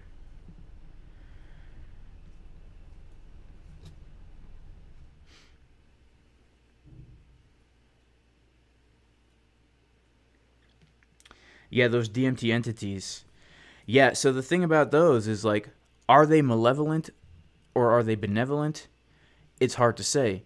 And can they give you something that can save you, like, eternally? These are things that we can't answer.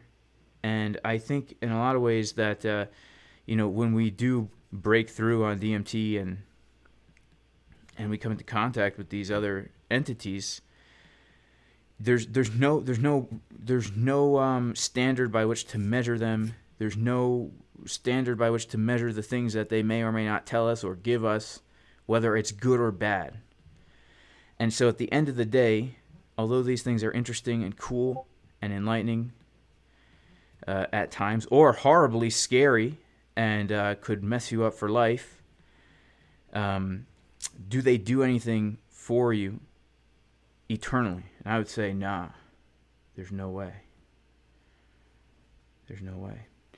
Yeah, I believe only Jesus can save you. I do believe that. So, DMT trips, ayahuasca trips, I don't think there's any salvation in those things. I'm talking eternally, like for your soul, right? I think they can lead to some serious, to some bad places, guys. I'm just going to be honest, but that's just my view again. What do I know, guys? I'm just a guy out here. My thoughts on aliens? Well, how do we define aliens, right, Lucy D? Because that's the thing. So if we're gonna approach this topic from a biblical worldview, which I do hold to, right, unabashedly. Wow, look at that. We did get our lower low and we got our bullish div, and now we're getting our bounce here. Would you look at that? Wow. We took the low, guys. We took the low of the range with a bullish div. Now, I wish I had seen that, because that would have been that would have been an entry right there. That would have been an entry. That would have been an entry. Take the low, bullish div, money flow coming up. There's your entry.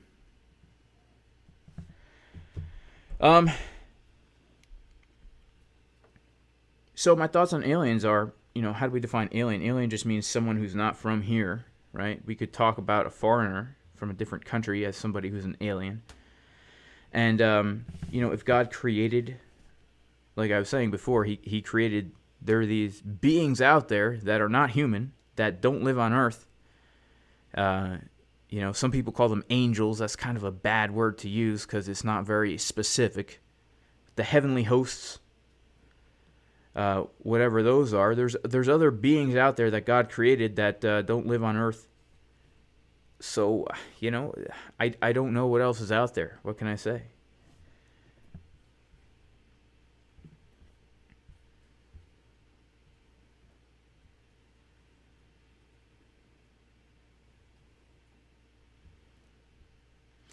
Yeah, so G.G. St. Clair brings up an interesting point that says God is capable of creating intelligent life elsewhere, but we're the summit of his creation. And yeah, I think the Bible is pretty clear. I mean, if we're gonna approach this from a biblical worldview, which I know not everyone has, and that's fine, but this is how I would approach it. So it's very clear from Scripture that the earth and humanity are central. To the point where God actually took on flesh in the form of a human being to actually condescend down to the level of humanity for the sake of saving them. And he did that on the earth. So clearly the earth and humanity is central to the message of the Bible, which is the salvation of humanity. And so the centrality of the earth and the centrality of humanity is something that I don't think we can argue just because of the way it's presented in Scripture, where, if there are other aliens out there on other planets, God didn't come and take the form of them and die for their sins, but he did so for the sons of Adam. And so I think that is a key point if we're going to hold to a biblical worldview. But we can also believe in aliens on other planets and still hold to a biblical worldview.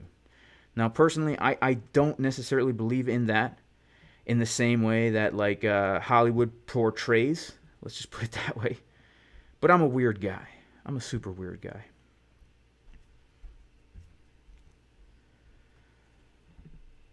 I'm a super weird guy, y'all.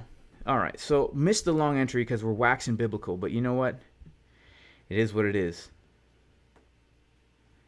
It is what it is. And if we don't reclaim VWAP, we could have some pretty bearish divs here. But who knows? We'll probably pump because I'm closed out my long.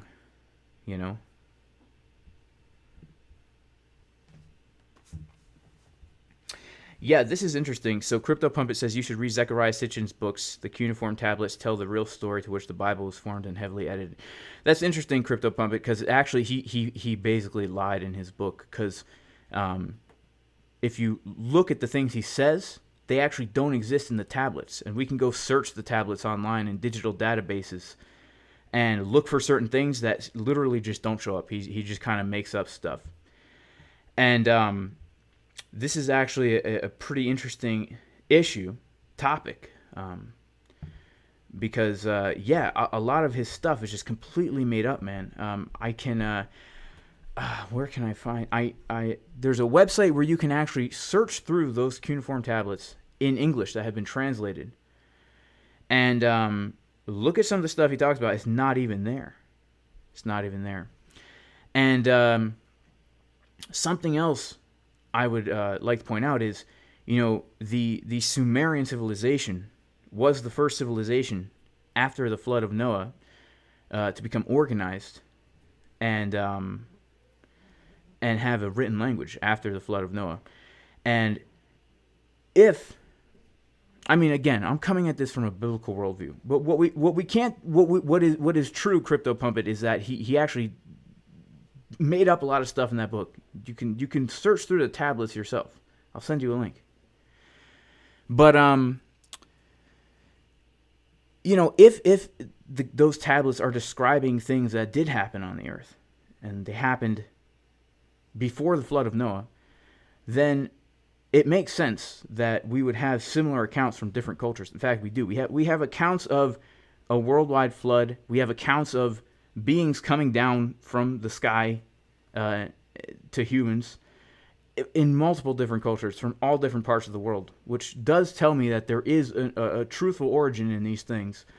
But to say that the Sumerians have it right because they're the first to have it written down, I don't think we can say that, because if they're describing events that happened before the flood, where the whole world was wiped out, you know, these events are talking about something that happened before the Sumerians were even around. So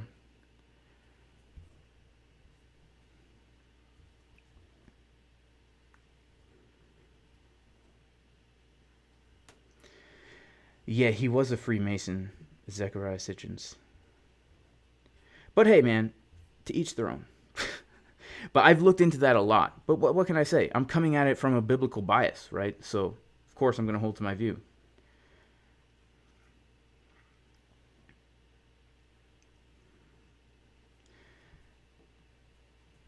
Yeah, the Book of Enoch.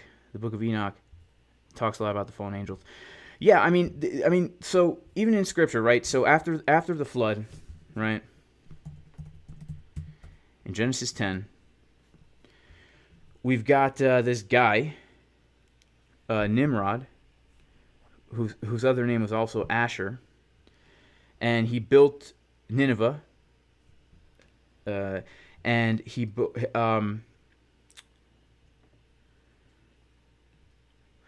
and Erech and Akkad. So like Akkad, you know, this is where we get the word like Akkadian from, right? That's where we get the word Akkadian from, in the land of Shinar. So this is describing those Sumerians right here.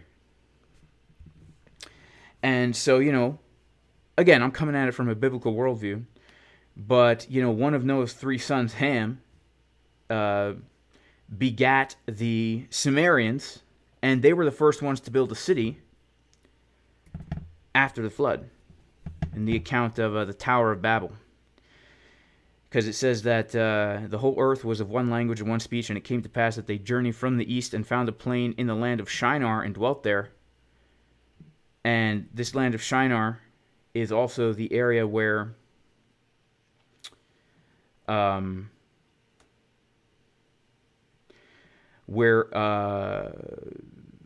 Akkadians also were, and the Sumerians, because this is where Nimrod was king in that area.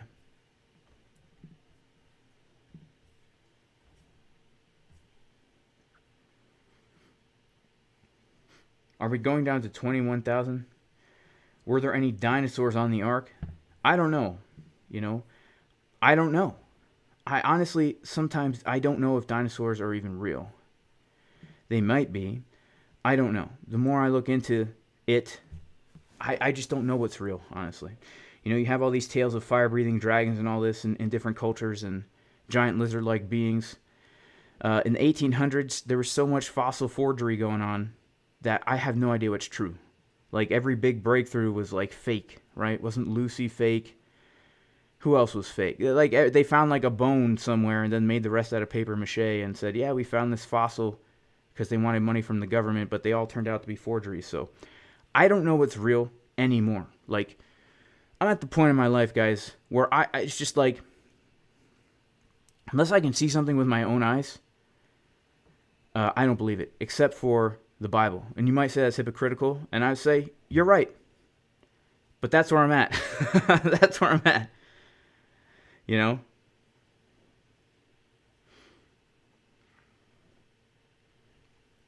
Crypto Pumpet says, how do we explain how humans came to be? There's a missing link between Neanderthal and humans. Yeah, so I mean, this is a pretty intense topic, but I don't believe in evolution the way I was taught in school. I don't believe that. So for me, it's a non-issue. But there's a lot of different. If evolution is true, there's a lot of different explanations that we could give. And I guess that's an answer. That's a question I can't comment on, man. I can't comment on it. You know.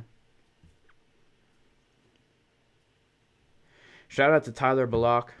And guys, no disrespect to anybody. Like, no disrespect. Look, this is a trading channel, but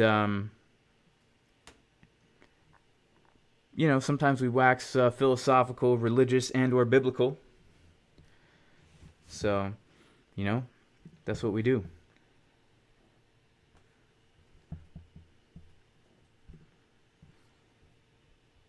That's what we do here.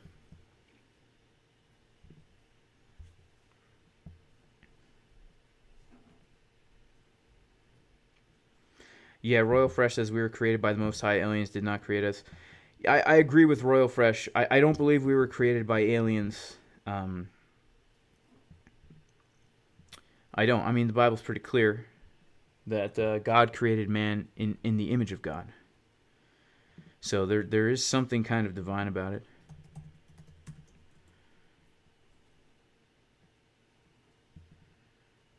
Yeah. It says, and God said, Vayomer Elohim na'ase Adam betzalmenu kidmutenu. Let us create man in our image, according to our likeness. And let him have dominion over the cattle. And then it says, so God created man in his own image. In the image of God created he him, male and female. He created them. So it's very interesting. We have Adam. The word for man in Hebrew is Adam. And it's actually, it's interesting. Well, I'm not going to go down that road. But what's very important here is that God is describing himself in the first person plural. Let us create man in our image. And then God also creates man to be plural, male and female. Now, I know this is very racist to talk about male and female these days, but that's what it says. And so there is something very special about Adam, about mankind. Like, we have to understand, Adam is not a name. It literally means mankind, right? Because male and female together is Adam, according to the scripture.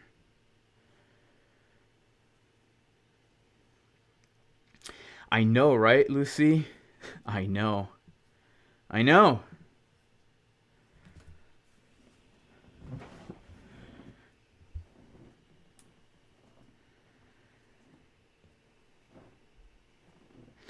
Yeah, so Elohim is plural, right?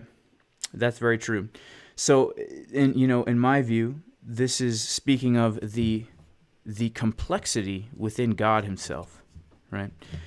We see the concept of a complexity or even a plurality within God throughout the scripture, throughout the Hebrew Bible specifically. And so this, I believe, is the first mention of that. But it is very interesting that when we read the first verse of the Bible, Bereshit bara Elohim et hashamayim ve'et haaretz, in the beginning God created the heavens and the earth, we immediately see the Spirit of God there, hovering over the face of the waters. So right away, we know that God has the Spirit of God, and God is creating at the same time. There's some kind of complexity or plurality there. And, when we look at the plurality of God in the first book of the Bible, in the first chapter of the Bible, God refers to himself in a plural, right? But the verbs are always singular, which is very interesting, right? So, if we look at the Hebrew, it says, when God says, let us create man in our image after our likeness, Vayomer Elohim, Na'aseh is the first person plural. We will create Adam in our image after our likeness. But then the very next verse says, Vayivra. And now this is a singular verb. And God, he alone created Adam in his image after his likeness. So the verbs are always singular. And so there is a unity, like God is doing this alone. Yet there's a plurality, right? There's the Spirit of God present, and God even refers to himself in that plural, first person plural way. And this is not the only time that happens. I mean, he does this also in Isaiah chapter 6, where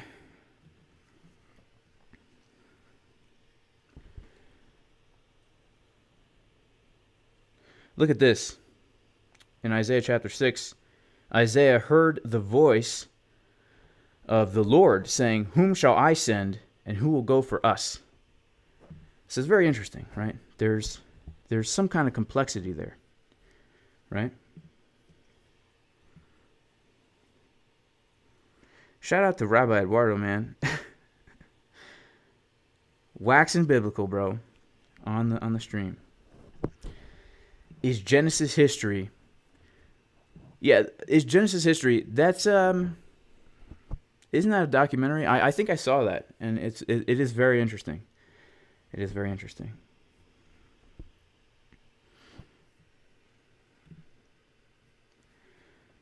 All right, so J Boy Bullish says don't long anything more than 22.8. So yeah, that's the golden pocket, man. That is the golden pocket. And I've got my next take profit right around there. So let's set an alert, while we're waxing biblical.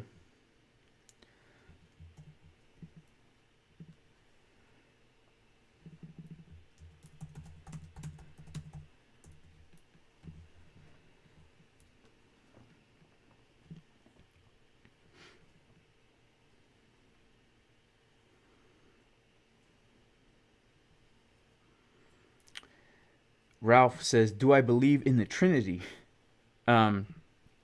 So I do believe that God is one. And I believe that in the scripture, he has revealed himself in a plural way. Okay? I believe that the word Trinity has been created to try and describe the indescribable. To try to describe the indescribable. But I would have to agree with the way that typical Reformed theology would describe the Trinity. So yeah, I guess I do. I believe that the Father and the Son and the Holy Spirit are God. I believe that they're all one being. And people say that it's three persons in one being. I don't know. I don't know. I don't know how to describe this. But two things we can say definitively from Scripture, which is, the first thing is that God is one, right? The Lord, Jehovah, Yahweh, God, the Creator God, he is one, right? This is, Hear, O Israel, the Lord our God is one Lord, right? The Shema. But at the same time, throughout Scripture, we see that Yahweh is plural somehow. I mean, in Genesis 1, we just went over the fact in the very first verse of the Bible, we see that there's the Spirit of God, right? Moving over the face of the waters, involved in the creation. And we see God referring to himself multiple times in Scripture as us. In Genesis 19. Seems like there's two Jehovah's when God destroys Sodom and Gomorrah. It says, where does it say that?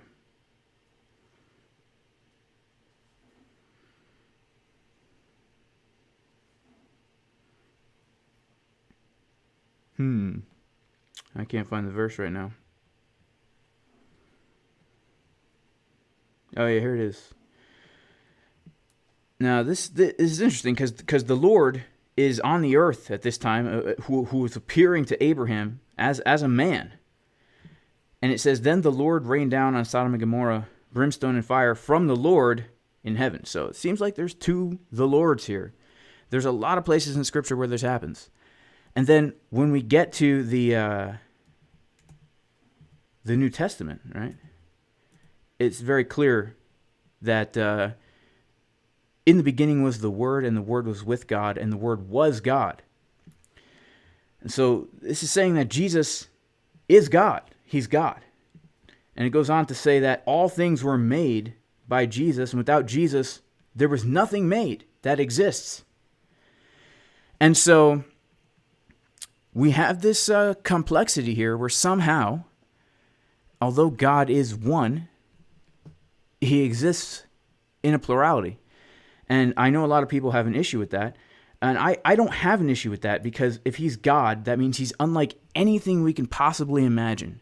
And so if we can figure him out, then he's no longer God, right? And if we say that just doesn't make sense because there's nothing else I know of in my human experience that relates to a being that's somehow plural. Of course there's nothing we can relate to that because he's God. He exists completely outside of our experience and our creation. So I don't have an issue with that. I can only go by what the scriptures say, and that's what they say.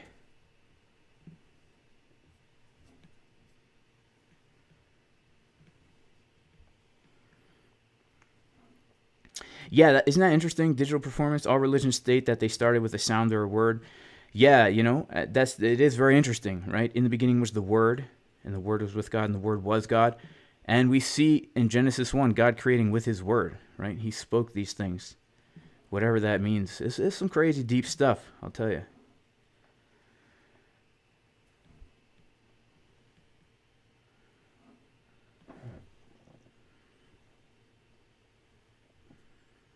Yeah, before Abraham was, I am. I am, right?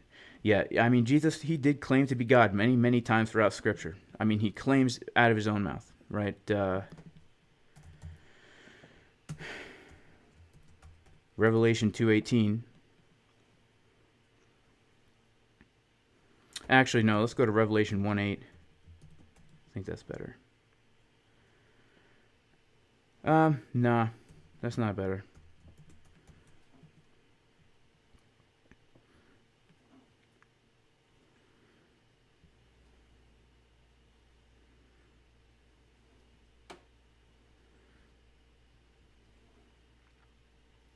Here we go.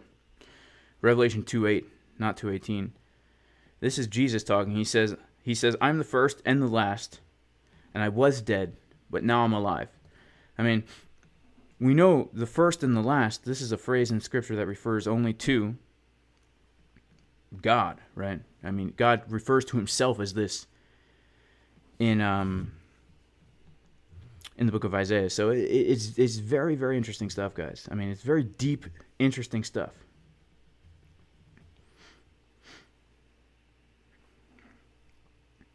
So Gigi says he prays to God for relief in the garden. Are we to believe that he's praying to himself?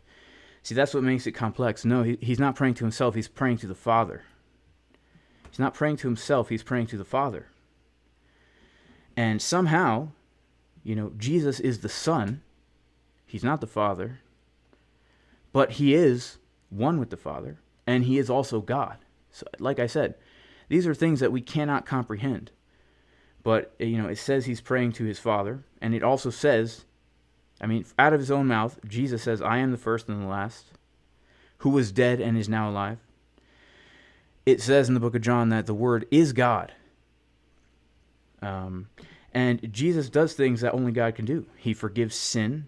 If he's not God, how can he forgive sin without being a blasphemer?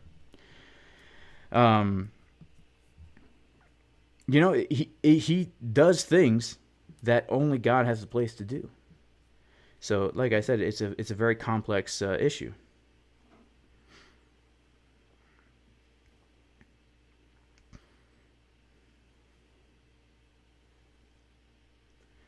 What is the difference between the Hebrew Bible and the Christian Bible? There is no difference. There's no difference. It's the same Bible, right? But when I say the Hebrew Bible, I'm referring to the Old Testament, which is written in Hebrew, and the New Testament is also a Jewish book written in Greek,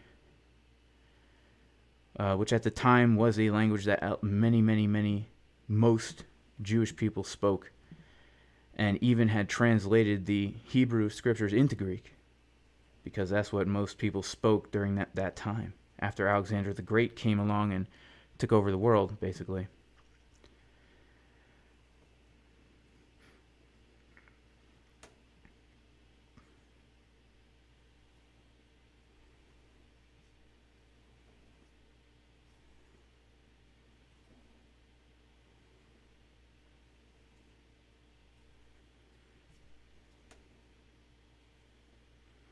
CryptoPump says, who wrote the Bible? It was written by over 200 people. Sorry, not 200 people. It was written by over 45 people over the course of almost 3,000 years. That's who.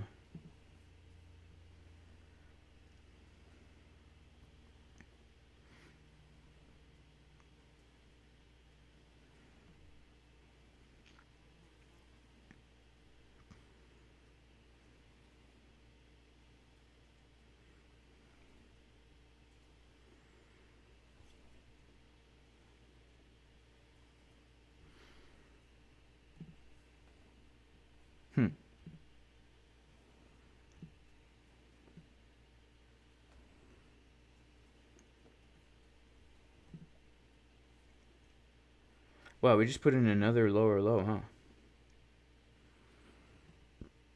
All right, let's come down to that golden pocket, guys. Let's come down to it. I think we might be able to get a bounce from there. I don't know, actually. 6 minutes not looking so good. Let's see what happens. Let's see what happens. Have I ever studied the Islamic view on Jesus? Yes, I have. Yes, I have. And I would have to disagree with it. Because Jesus claimed to be God. He claimed to be God in the flesh. And the Islamic view is that Jesus was a prophet, not God in the flesh. And the scripture says that Jesus died on the cross. And Islam teaches that Jesus did not die on the cross. And that's the most fundamental thing there is to the Christian faith, is that Jesus died on the cross and rose again from the dead on the third day. Because without that, there's no hope for humanity. And so the most central thing about the Bible, which is the death and resurrection of Jesus, the Islamic view does away with that. And so I can't accept that. And the Quran itself gives authority to the Torah and the Injil and the New Testament. So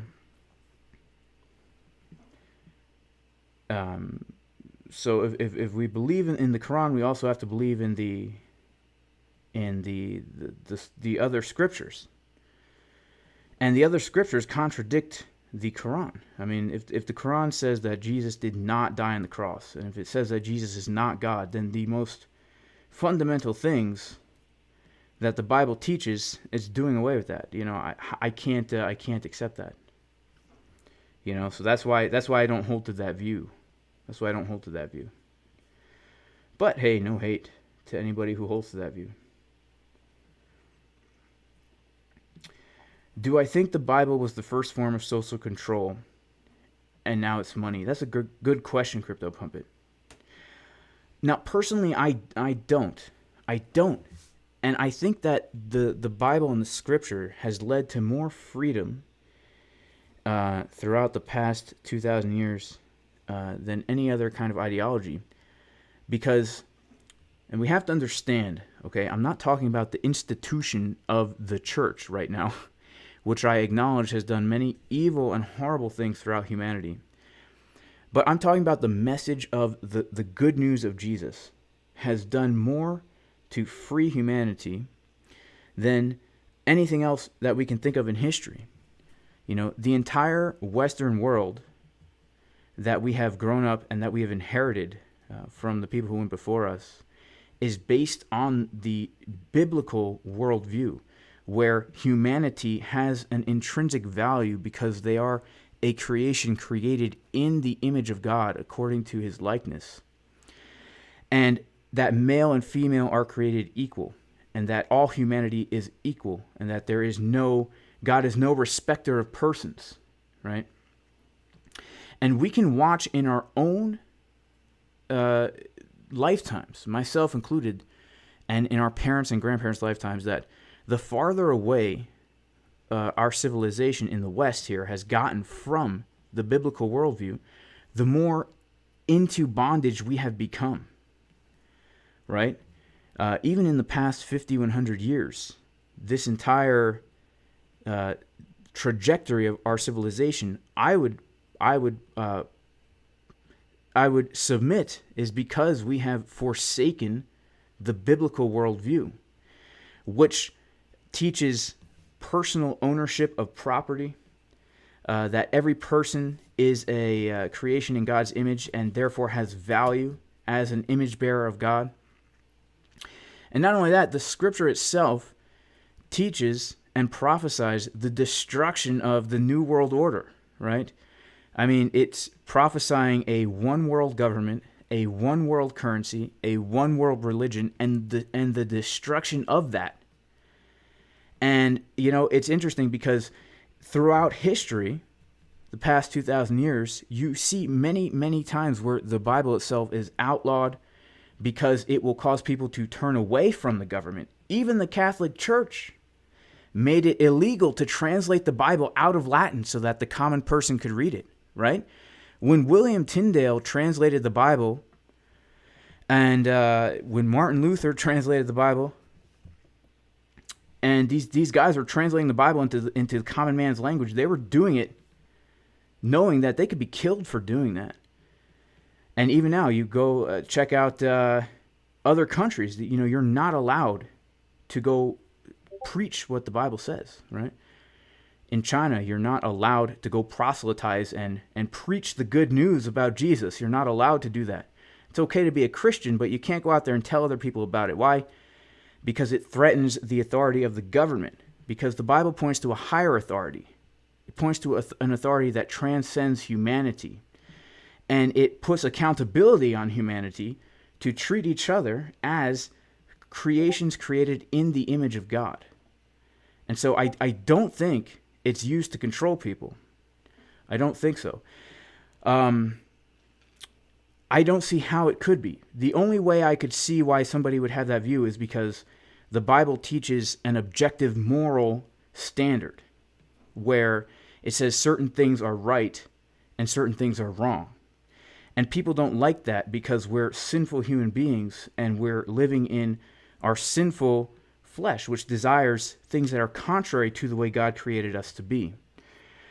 But if we analyze these things objectively, these sins that the Bible says not to do, we'll realize that objectively speaking, if we abstain from doing these things, we will be more free, more prosperous, more successful, and more blessed, just because these sins are in themselves self-destructive, right? They are self-destructive. And but other than that, I can't really see why somebody would say it's used to control people, of social control.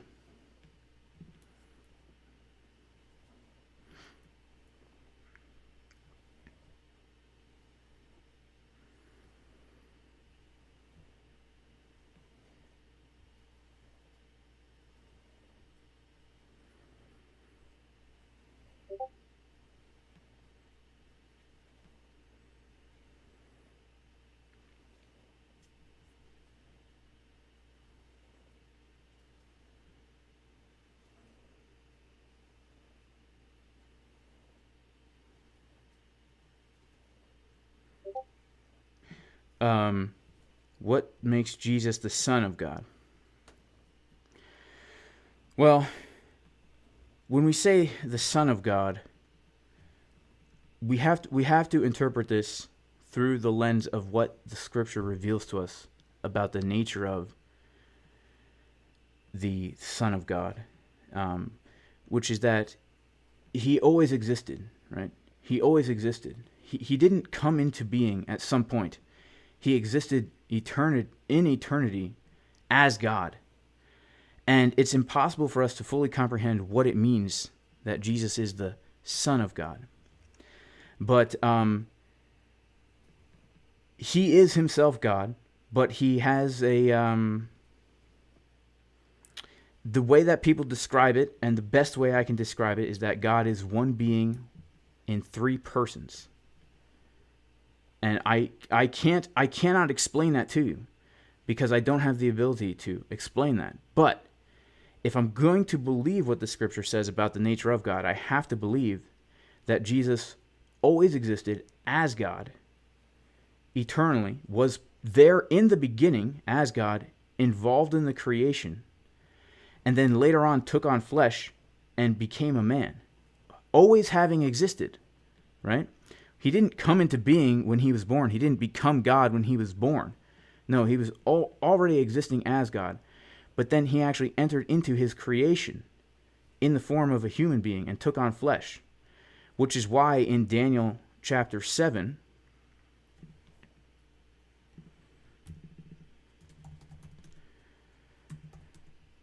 it talks about the Son of Man.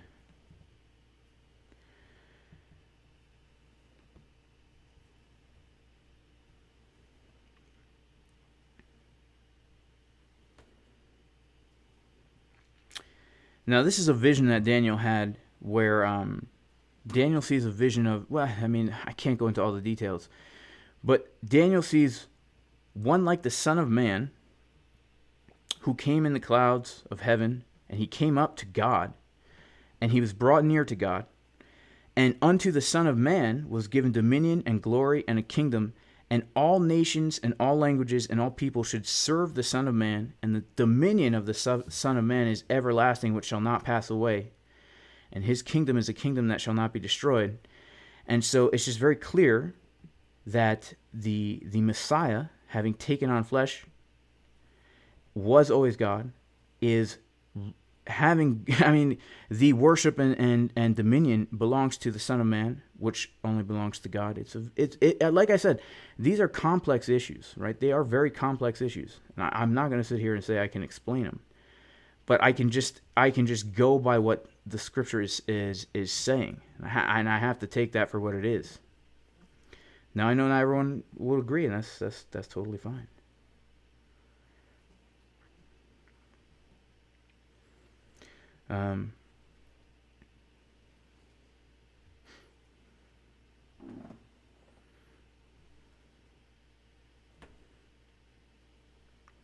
Crypto Yacht, man. Yeah, me and Crypto Yacht have some talks, man. We have some talks.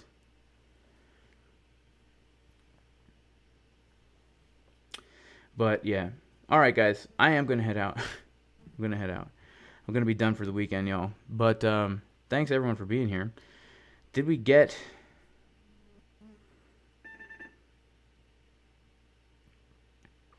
We did get some absorption here, actually. We did get some absorption right here in this little consolidation area. We had some absorbing of shorts, but then those shorts closed out. I would love to see a little bit lower here, to be honest. All right, guys, I am going to head out. So God bless everybody. And yeah, that's it. Peace.